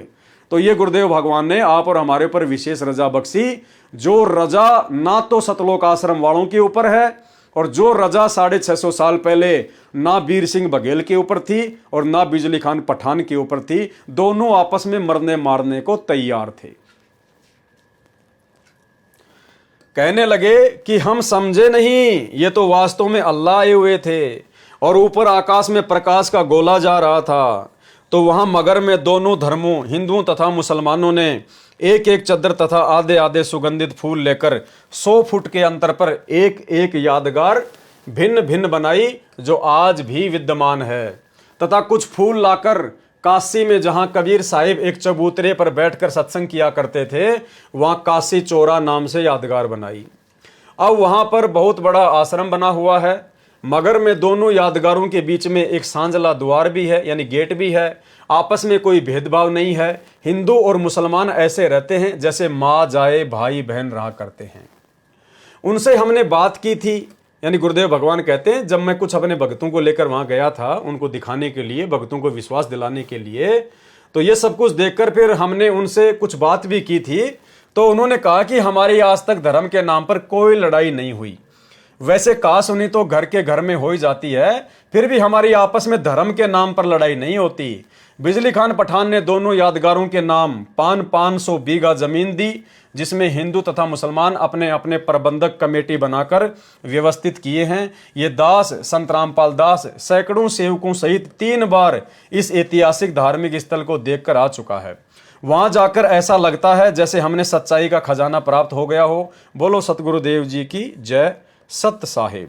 तो भाई और बहनों, आज का ये लाइव वीडियो जो कि पवित्र पुस्तक भक्ति और भगवान के ऊपर चल रहा है, आज के इस वीडियो में केवल हम इतना ही रखेंगे और कल परमेश्वर की दया से कुछ 10-15 शंकाएं उस भगत की ओर हैं जिसने सतगुरु रामपाल जी परमेश्वर जी से प्रसन्न किए थे और गुरुदेव भगवान ने उनके उत्तर दिए थे। तो कल रात्रि 9 बजे सभी भाई बहन लाइव जुड़िए और आगे की वीडियो में क्या सवाल हैं, किस प्रकार से गुरुदेव भगवान ने उनका जवाब दिया है, उसके ऊपर हम कल 15वें नंबर के वीडियो में बहुत कुछ जानेंगे, समझेंगे, सीखेंगे।